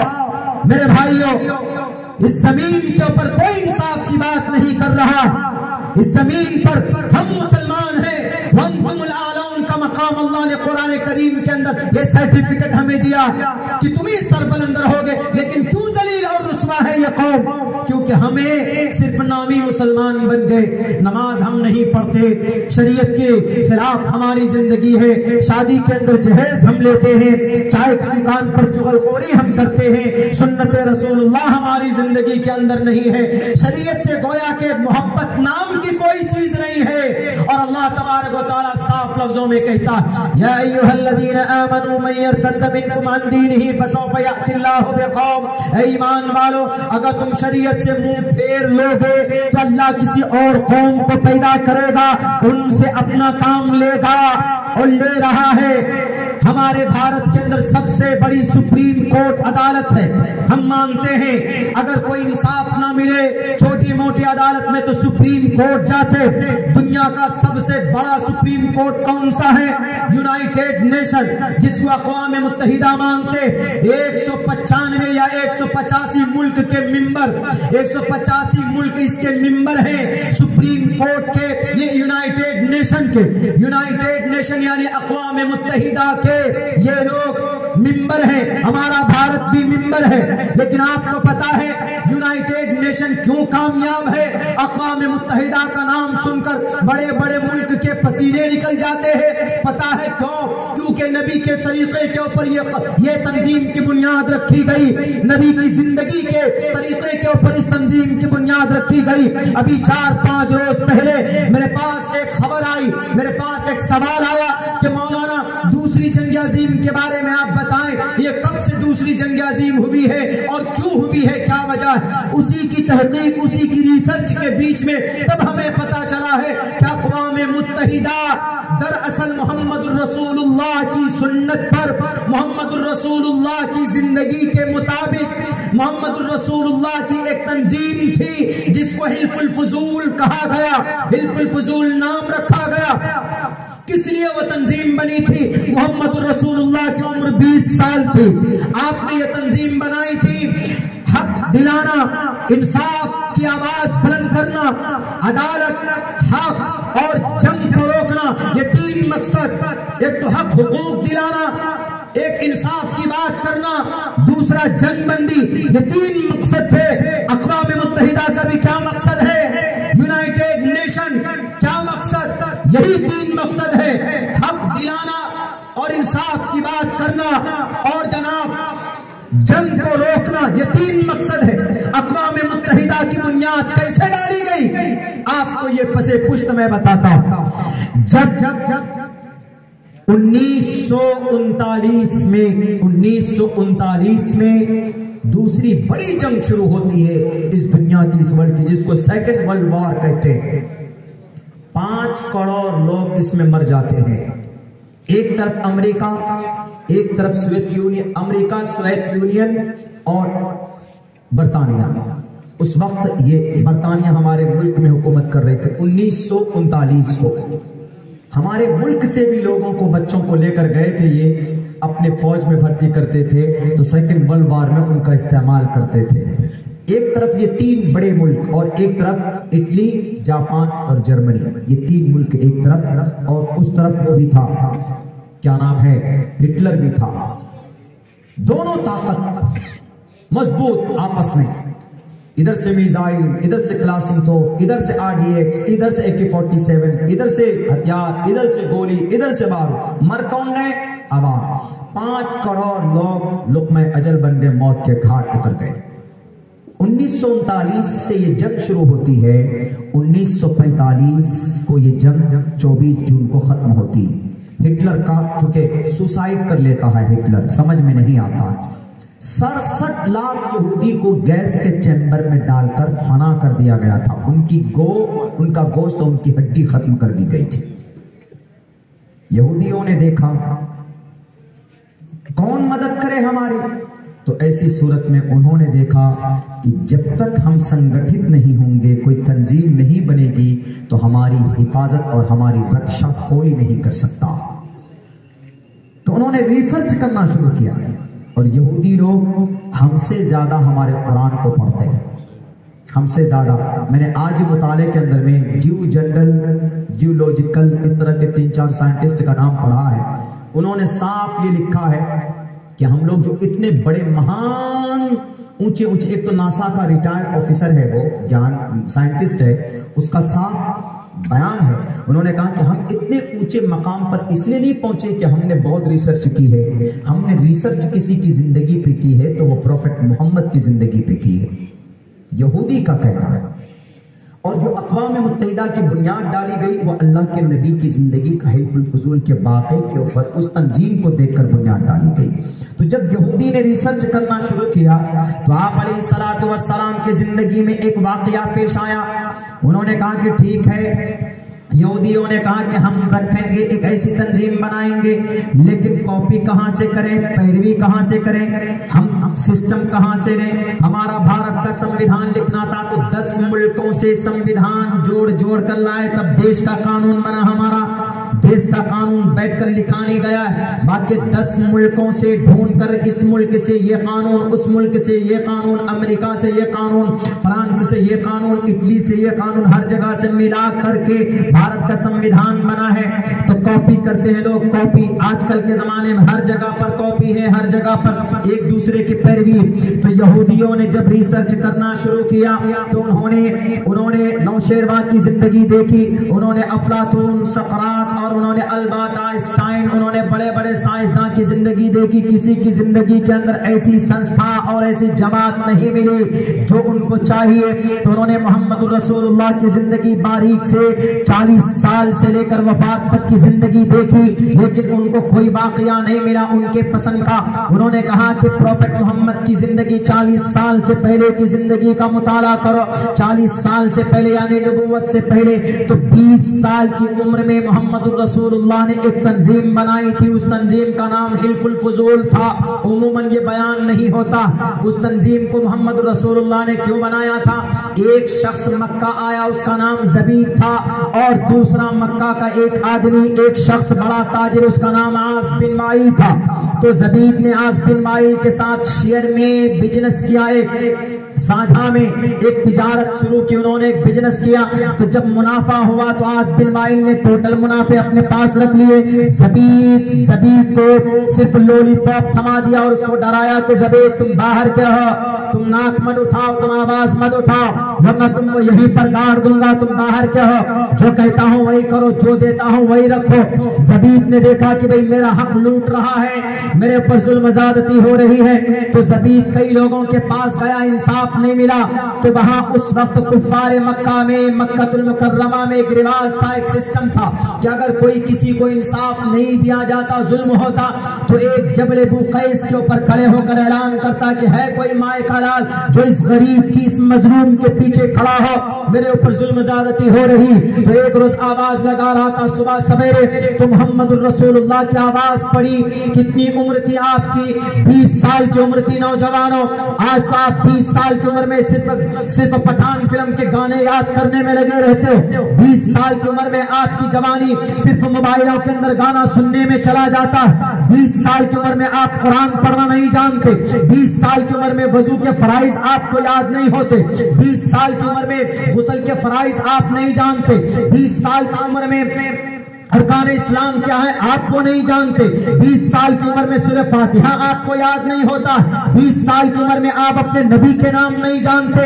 ہمارے نبی نے 20 سال کی عمر میں دنیا کا سب سے بہترین اور بڑے تاجر بن گئے تھے۔ آج تو دنیا میں جو بڑے تاجر بنے بیٹھے، ہمارے بھارت کا وہ دوسرے نمبر کا تاجر، وہ جو ہم نے 6 مہینہ پہلے کہا تھا کہ بھئی NFT کے اندر کمی بیچی کر دوسرے نمبر پر پہنچا، اور ہمارے نبی تو وہ تھے جنہوں نے ایمانداری اور دیانتداری کے ساتھ بزنس کی دنیا کے اندر میں نام کمایا تھا، اور ایمانداری کی وجہ سے آپ کا نام امین پڑا تھا، اور سچ بولنے کی وجہ سے تجارت کی دنیا میں آپ کا نام صادق پڑا تھا۔ اور اس نام کو الصادق اور امین کا نام کسی مسلمان نے آپ کو نہیں دیا تھا، بلکہ ایک وہ اس کا نام سائب بن قیس المخزومی جو ایک یہودی تھا، آپ علیہ السلام ان سے پیسہ لیتے اور ان سے پیسے لے کر مال لا کر تجارت کرتے، ان کے پیسے ٹائم پر پہنچاتے۔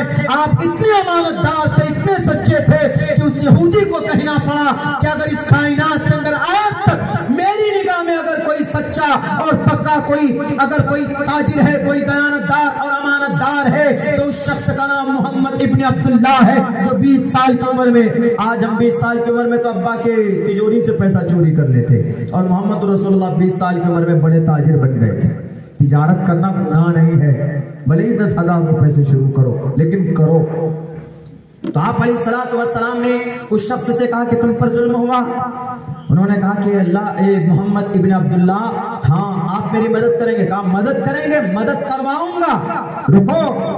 جتنے بھی مکہ میں جتنے بھی رئیس تھے سب کو بلا کر لایا، سب کو کہا کہ آپ لوگ تو بڑے رئیس ہو، اس بیچارے کے ساتھ ظلم و زیادتی ہو رہی ہے، کچھ کرو ان کے ساتھ۔ انہوں نے کہا کیا ہوا؟ کہا کہ میرے سارے پروفٹ انہوں نے رکھ لیا آز بن مائل نے، اور دھمکی دے رہا ہے، چونکہ دبنگ ہے، چونکہ ایم ایل اے ہے، وہ پیسہ والا ہے، ایم ایل اے نہیں تھا لیکن سمجھانے کے لیے بول رہا، دبنگ تھا، پیسہ والا تھا، خاندان لمبا چوڑا تھا۔ انہوں نے کہا کوئی بات نہیں، وہ اکیلا اس کا خاندان لمبا، ہم سارے لوگ مل جاتے ہیں، ہم سے بڑا ہو سکتا ہے۔ پھر آپ نے ایک سنگٹھن بنائی، آپ نے ایک تنظیم بنائی، اس تنظیم کا نام حلف الفضول رکھا۔ فضول کیوں رکھا؟ چونکہ اس میں رئیس مکہ جتنے بھی تھے نا، سب ان میں سے اکثر کا نام فضل سے تھا، تو اسی لیے حلف الفضول، جتنے بھی فضل ہیں بڑے بڑے رؤساء، ان کی ایک تنظیم بنائی۔ اس تنظیم کا کیا مقصد؟ 3 مقصد: انصاف، حق، انصاف، یہ دونوں، حق دینا کسی کا، کوئی مظلوم ہو تو ان کو انصاف دینا، اور کوئی جنگ نہ ہو ہمارے سماج میں، یہ 3 مقصد تھے۔ اور وہ صرف ایسے نہیں کہ تنظیم بنا کر چھوڑ دیے، رہ گئے، بیٹھ گئے، کسی کی مدد کے لیے کھڑی نہیں ہوئے۔ جیسے آج بھی ہمارے اس دیش کے اندر بہت ساری تنظیمیں ہیں، مر جائیں مرنے دو، جنید مرا، ناصر مرا تو کیا ہوا، ہم چیئرپرسن رہیں گے، ہم صدر بن کر رہیں گے۔ اللہ پوچھے گا آپ سے ایک روز، قوم اور سماج کے سب سے جتنے بھی دانشور لوگوں کی تنظیمیں ہیں، جتنے بھی سماج کے جہاں جہاں تنظیمیں ہیں، چھوٹی بڑی سب ذمہ دار ہیں۔ ہماری بھی تنظیمیں، ہم بھی اگر قدم نہیں اٹھاتے تو آئی ایم ریسپانسبل آلسو۔ اللہ کے نبی علیہ السلام نے تنظیم بنائی 3 مقصد کے لیے، اور آپ نے نبوت تک 40 سال تک اس تنظیم سے لوگوں کو انصاف دلایا، کامیاب تنظیم تھی۔ یہودیوں نے دیکھا کہ اگر لوگوں دنیا کے اندر کامیاب تنظیم بنانا چاہتے ہو تو حلف الفضول کو کاپی کرو۔ اقوام متحدہ کی بنیاد ڈالی گئی، حلف الفضول کو کاپی کرنے کے بعد نبی کے طریقے کو اپنایا۔ آج یونائٹڈ نیشن، اقوام متحدہ دنیا کی سب سے بڑی تنظیم، طاقتور تنظیم ہے۔ اگر کہیں پر کوئی جنگ ہو، اقوام متحدہ سے لیٹر ایشو ہو جائے کہ بھئی keep quiet your fighting, keep quiet your violence, تم اپنی تشدد کو، تم اپنے جنگ کو بند کرو، تو اس ملک کی ہمت نہیں ہے کہ وہ ایک گولی آگے داغ دے۔ یہ ہے اقوام متحدہ۔ اقوام متحدہ کیوں کامیاب ہوئی؟ جب 24 اکتوبر، تاریخ بتا رہا ہوں لوگوں، 24 اکتوبر 1945 کو دوسری جنگ عظیم رک جاتی ہے، تو اس وقت اقوام متحدہ وجود میں آتی ہے کہ جنگ نہیں ہوگی بلکہ اب انصاف ہوگا۔ اقوام متحدہ کے پلیٹ فارم سے اقوام متحدہ آج دنیاوی اعتبار سے کامیاب ہے تو نبی کی سنت پر، نبی کے طریقے پر عمل کرنے کی وجہ سے۔ اور آج ہم مسلمان رسوا اور ذلیل ہیں، باوجود اس کے کہ ہم نبی کے امتی ہیں، باوجود اس کے کہ ہم نبی کے ماننے والے ہیں۔ وہ یہودی نبی سے دشمنی کرتا، ان کے عمل کو اپنی زندگی میں نہیں لاتا، اپنے پرپس کے لیے استعمال کرتا۔ لیکن یہ بات صاف ہے، اگر کوئی دنیا میں بھی ظاہراً نبی کی طریقے کو کاپی کرے گا تو وہ دنیا میں نبی کی سنت کی برکت سے ضرور کامیاب ہوگا۔ اقوام متحدہ اگر کامیاب ہے دنیاوی اعتبار سے تو نبی کی سنت پر، نبی کے طریقے کو کاپی کرنے کی وجہ سے کامیاب ہے۔ بھلے ہی مرنے کے بعد ثواب نہ ملے، الگ بات۔ 35% سنت پر یہودی عمل کرتے ہیں آج، اس لیے یہودی آج دنیا کی نمبر 1 قوم ہے۔ یونٹی ہے اس میں، آپ ایک یہودی کو ایک پتھر ماریے، سارے یہودی ٹٹر ٹٹر کر کے کھڑے ہو جائیں۔ اب مسلم قوم میں اگر کسی کی انگلی کاٹ دے، کسی کو مار دے، کسی کو موب لنچنگ ہو جائے، مرنے دو، فلاں ہے۔ کسی عالم دین کو جیل ہو جائے، او فلاں مکتب فکر کا عالم صاحب تھے نا، وہ فلاں مسلک سے تھے، جانے دو، ادھر ہم لڈو بانٹتے، ایسا ہو رہا ہے۔ جبکہ اللہ کے نبی کی حدیث ہے المسلم کجسد الواحد، مسلمان ایک جسم کے مانند ہے۔ یونٹی ہم میں نہیں، یہودیوں میں۔ اسی لیے مفسرین نے یہ بات کہی ہے کہ اگر نبی کی سنت پر یا قرآن کے حکم پر جو بھی انسان عمل کرے گا، جو بھی، چاہے وہ بت پرست ہو، چاہے وہ مجوسی ہو، اگر عمل کرے گا تو دنیا میں ضرور کامیاب ہوگا، دنیا میں، مرنے کے بعد اس کو اس کا پنیہ نہیں ملے گا، لیکن دنیا میں وہ سکسیس ہوگا۔ یہودی کیوں سکسیس؟ یہودی کی کمپنی میں کام کرتا ہے آدمی، 30 دن پورے ہونے پر فوراً ایک تاریخ، رات کو تاریخ چینج ہوتی ہے، 12:01 ہوتے ہی فوراً سیلری امپلائیز کے اکاؤنٹ میں جمع ہو جاتے۔ سنت پر کون عمل کر رہا؟ حدیث پر کون عمل کر رہا؟ یہودی۔ وہ ہے نا اوت الاجیر اجرہ قبل ان یجف عرقہ، پسینہ خشک ہونے سے پہلے ان کا اجر ان کو دے دو مزدور کو۔ کون عمل کر رہا؟ یہودی۔ تو یہودی۔ اللہ کے نبی کی عادت کیا تھی؟ ہنس کر بات کرنا۔ اللہ کے نبی کبھی غصہ نہیں ہوتے تھے۔ سفروں میں جائیے، کہیں پر بھی جائیے، یہودی سے ہاتھ ملائیے تو مسکرائے گا فوراً۔ How are you? I am coming from America. What's your name please? Where will you go? ہنس کر بات کرے گا۔ یہ طریقہ کن کا تھا؟ محمد رسول اللہ کا۔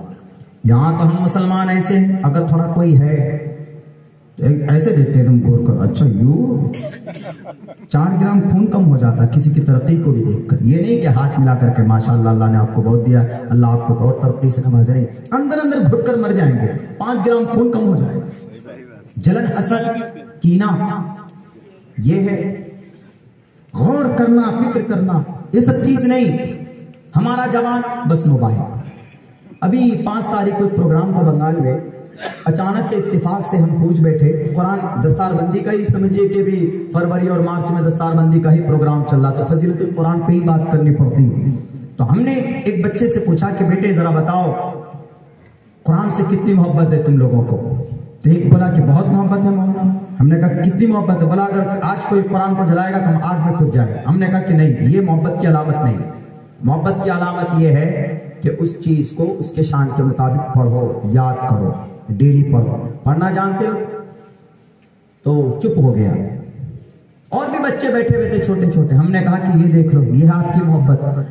سلمان خان کی فلم سے محبت ہے آپ کو؟ شاہ رخ خان کی فلم آئی، ایک فلم ہم نے ایک لفظ بولا اسے، ہم نے کہا کہ بتاؤ یہ کس کا گانا ہے؟ لوٹ لی محفل۔ ایک لڑکا کیا بولتا؟ انگلی اٹھا کے، پٹھان کا گانا۔ وہ سوچتا میرا نمبر آئے گا، میری تعریف ہوگی، میں پہلے بتا دوں۔ ہم نے کہا اچھا، ہم نے کہا کہ لوٹ یہ بے شرم رنگ، وہ بولتا یہ بھی پٹھان کا گانا۔ بچہ ہے 8 سال کا، گانا اتنا جلدی یاد ہو گیا اس کو۔ ہم نے کہا اچھا چل کوئی بات نہیں، لڑکپن ہے۔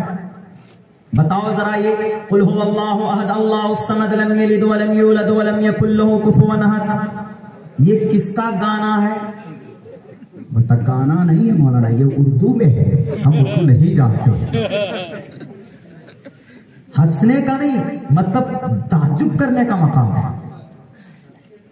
پھر میں نے کہا چلو، یہ تو سورہ اخلاص، ہم نے کہا چلو اچھا، الحمدللہ رب العالمین الرحمن الرحیم مالک یوم الدین، الرحمن الرحیم مالک یوم الدین میں نے ادغام کبیر کیا ہے، وہ جب آپ پڑھیں گے وہ 7 زبان میں قرآن کریم پڑھا جاتا ہے، وہ اس لیے ہم نے پڑھا ہے، ورنہ بہت سے قرآن حضرات کہیں گے مولانا غلط پڑھ رہے ہیں۔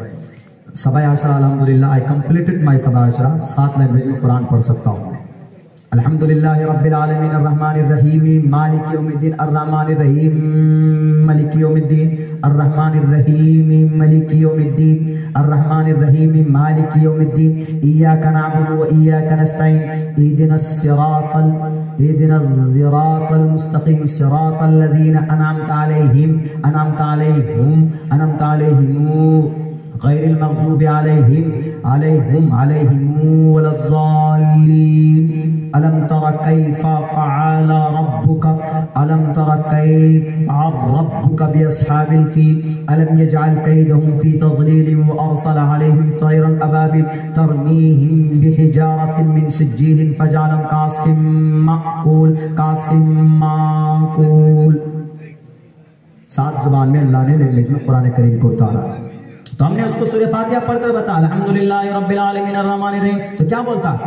مولانا ہم اردو جانتے نہیں ہیں، آپ کو پتا۔ گانا بے شرم رنگ، مولانا پٹھان کا گانا۔ عشق ہو گیا ان سے، مولانا فلاں فلم کا گانا۔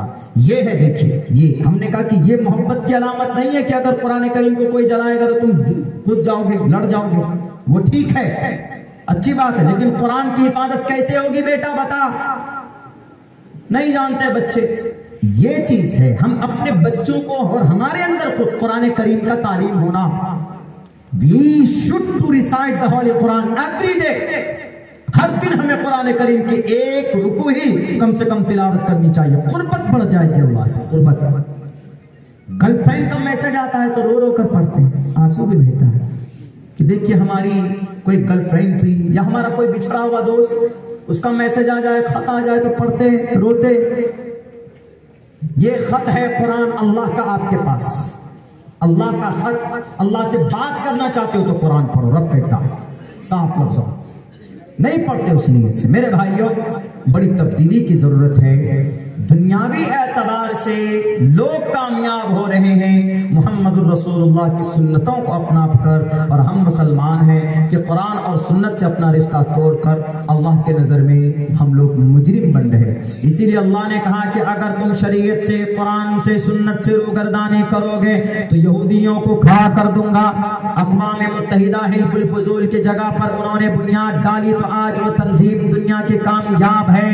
آج یہودی لوگ اگر دنیا کی سپر پاور قوم مانی جاتی ہے, یہودی, کرسچن بھی نہیں, جوڈائزم مانی جاتی ہے, تو صرف اس لیے کہ انہوں نے اپنے دھارمک کتابوں کے اوپر محنت کی ہے, انہوں نے اپنے بچوں کی پرورش کی ہے. ماں اپنے پیٹ کے اندر جب بچہ رہتا ہے تب سے پرورش شروع کر دیتی ہے. ہماری ماں اور ہماری بہنیں تو ایسی ہیں, تو پیٹ میں بچہ ہو تو جناب گھر پر بیٹھ جائیں گی, چارپائی پکڑ کر بیٹھ جائیں گی. وہ کبھی بھی اپنے بچوں کو قرآن کریم کی تلاوت کر کے نہیں سنا پاتی ہے, کبھی بھی 2 رکعت نماز پڑھ کر اپنے بچے کے لیے اسٹرانگ اور شارپ مائنڈ ہونے کی دعا نہیں کرتی. میرے بھائیو, جب تک ہم یہ بیسک باتوں پر عمل نہیں کریں گے تو ہمارے بچہ اولیاء اللہ, ہمارے بچہ اتقیاء, ہمارا بچہ اللہ کا ولی پیدا نہیں ہوگا. ماں کے کوکھ سے جنم لیتا ہے.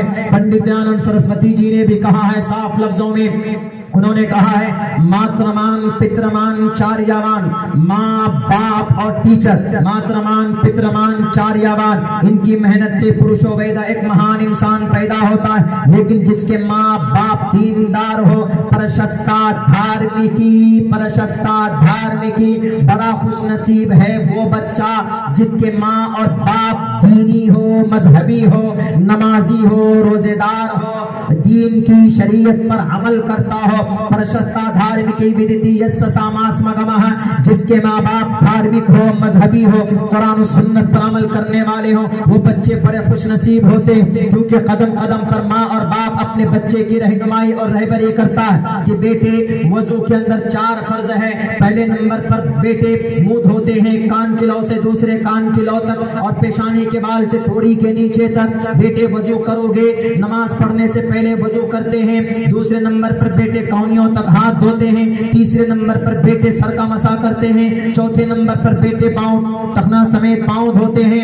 اگر باپ دینی ہوگا, ماں دینی ہوگا, دینی مزاج ہوگا, تو وہ بچہ میں سمجھتا ہوں کہ 25% عالم اپنے گھر سے, اپنے ماں کی تربیت سے ہی ہو جاتا ہے. ہم کو ہمارے ماں نے قرآن کریم کا ناظرہ پڑھنا سکھایا, حفظ تو ہم نے اپنے استاذ کے پاس کیا, لیکن بیسک تعلیمات ہم نے اپنے ماں کے پاس, اپنے ابا کے پاس سیکھا. اس لیے میرے بھائیوں, سب سے پہلا مکتب اور مدرسہ آپ ہیں, آپ پیرنٹس ہیں, آپ ذمہ دار ہیں, آپ گارجن ہیں. اللہ کے نبی کی حدیث بھی ہے کلکم رائن و کلکم مسئول عن رعیتہ, آپ ذمہ دار ہیں اپنے بچوں کے کہ آپ کا بچہ شاہ رخ خان کا گانا یاد کر رہا ہے یا قرآن کریم کی تلاوت کرنا سیکھتا ہے کہ نہیں سیکھتا. آپ کا بچہ پکچریں دیکھ رہا ہے, راتوں کو اپنے بستروں کے اندر موبائل پرووائڈ کر دیتے ہیں بچے دیکھو فلم, لیکن آپ کا بچہ اپنی شریعت کے اراکین کے بارے میں نہیں جانتا ہے, مذہب اسلام کے ارکان کے بارے میں نہیں جانتا. آج اگر مولانا ارشد مدنی صاحب کچھ بولتے ہیں تو لوگ کچھ پیٹ میں درد ہونے لگ جاتے, اور پھر مولانا ارشد مدنی کی دفاع میں ان کے سوال کو, ان کے دلیل, ان کے دعوے کو دلیل میں بدلنے کے لیے ہمارے پاس آدمی نہیں ہے, ہمارے پاس لائر نہیں ہے, ہمارے پاس ڈاکٹر نہیں ہے. کیا ہماری یہی تاریخ ہے؟ نہیں مسلمانوں, قرآن پڑھ کر بھی دنیا کے اندر ڈاکٹروں کا امام حاصل کیا ہے. ڈاکٹر ابو بکر محمد بن زکریا رازی کون تھا؟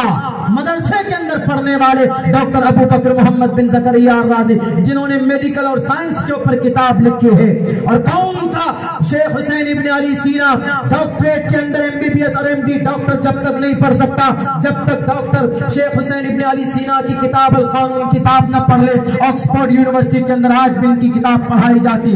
آپریشن کا طریقہ کس نے لانچ کیا دنیا کے اندر؟ ابو القیس البوبکی، جس کو ابو القاسم الزہراوی کہا جاتا، قرآن کریم کا طالب علم تھا جناب۔ آیورویدک دوائی کی کھوج کرنے والا کون ہے؟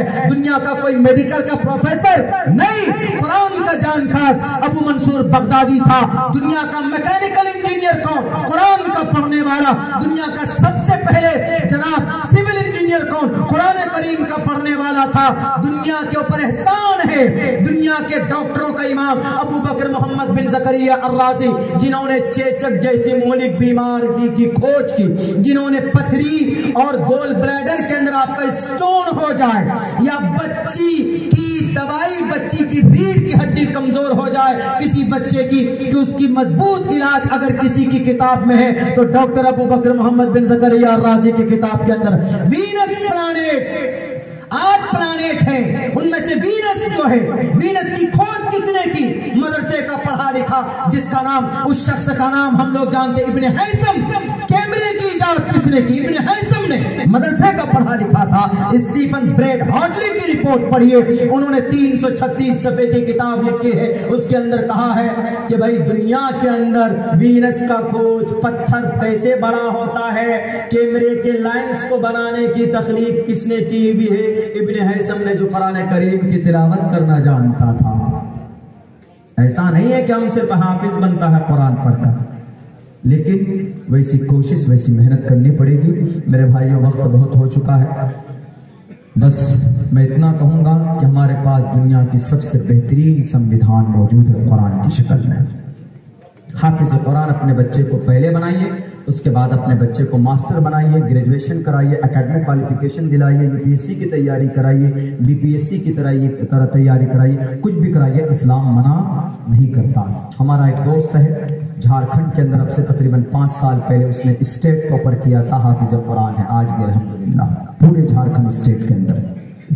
ایسا ہے، پڑھ سکتے ہیں اپنے بچوں کو، لیکن حافظ قرآن بنائیے، مدرسے میں پڑھائیے، عقیدہ صحیح ہوگا تو انشاءاللہ جب عقیدہ اور بنیاد مضبوط ہوگا تو دینی مزاج اس کا رہے گا۔ اگر وہ ڈاکٹر بھی بنے گا تو پہلے 2 رکعت نماز پڑھے گا، اللہ سے مدد مانگ کر آپریشن بھی کرے گا تو آپریشن سکسیس ہوگا۔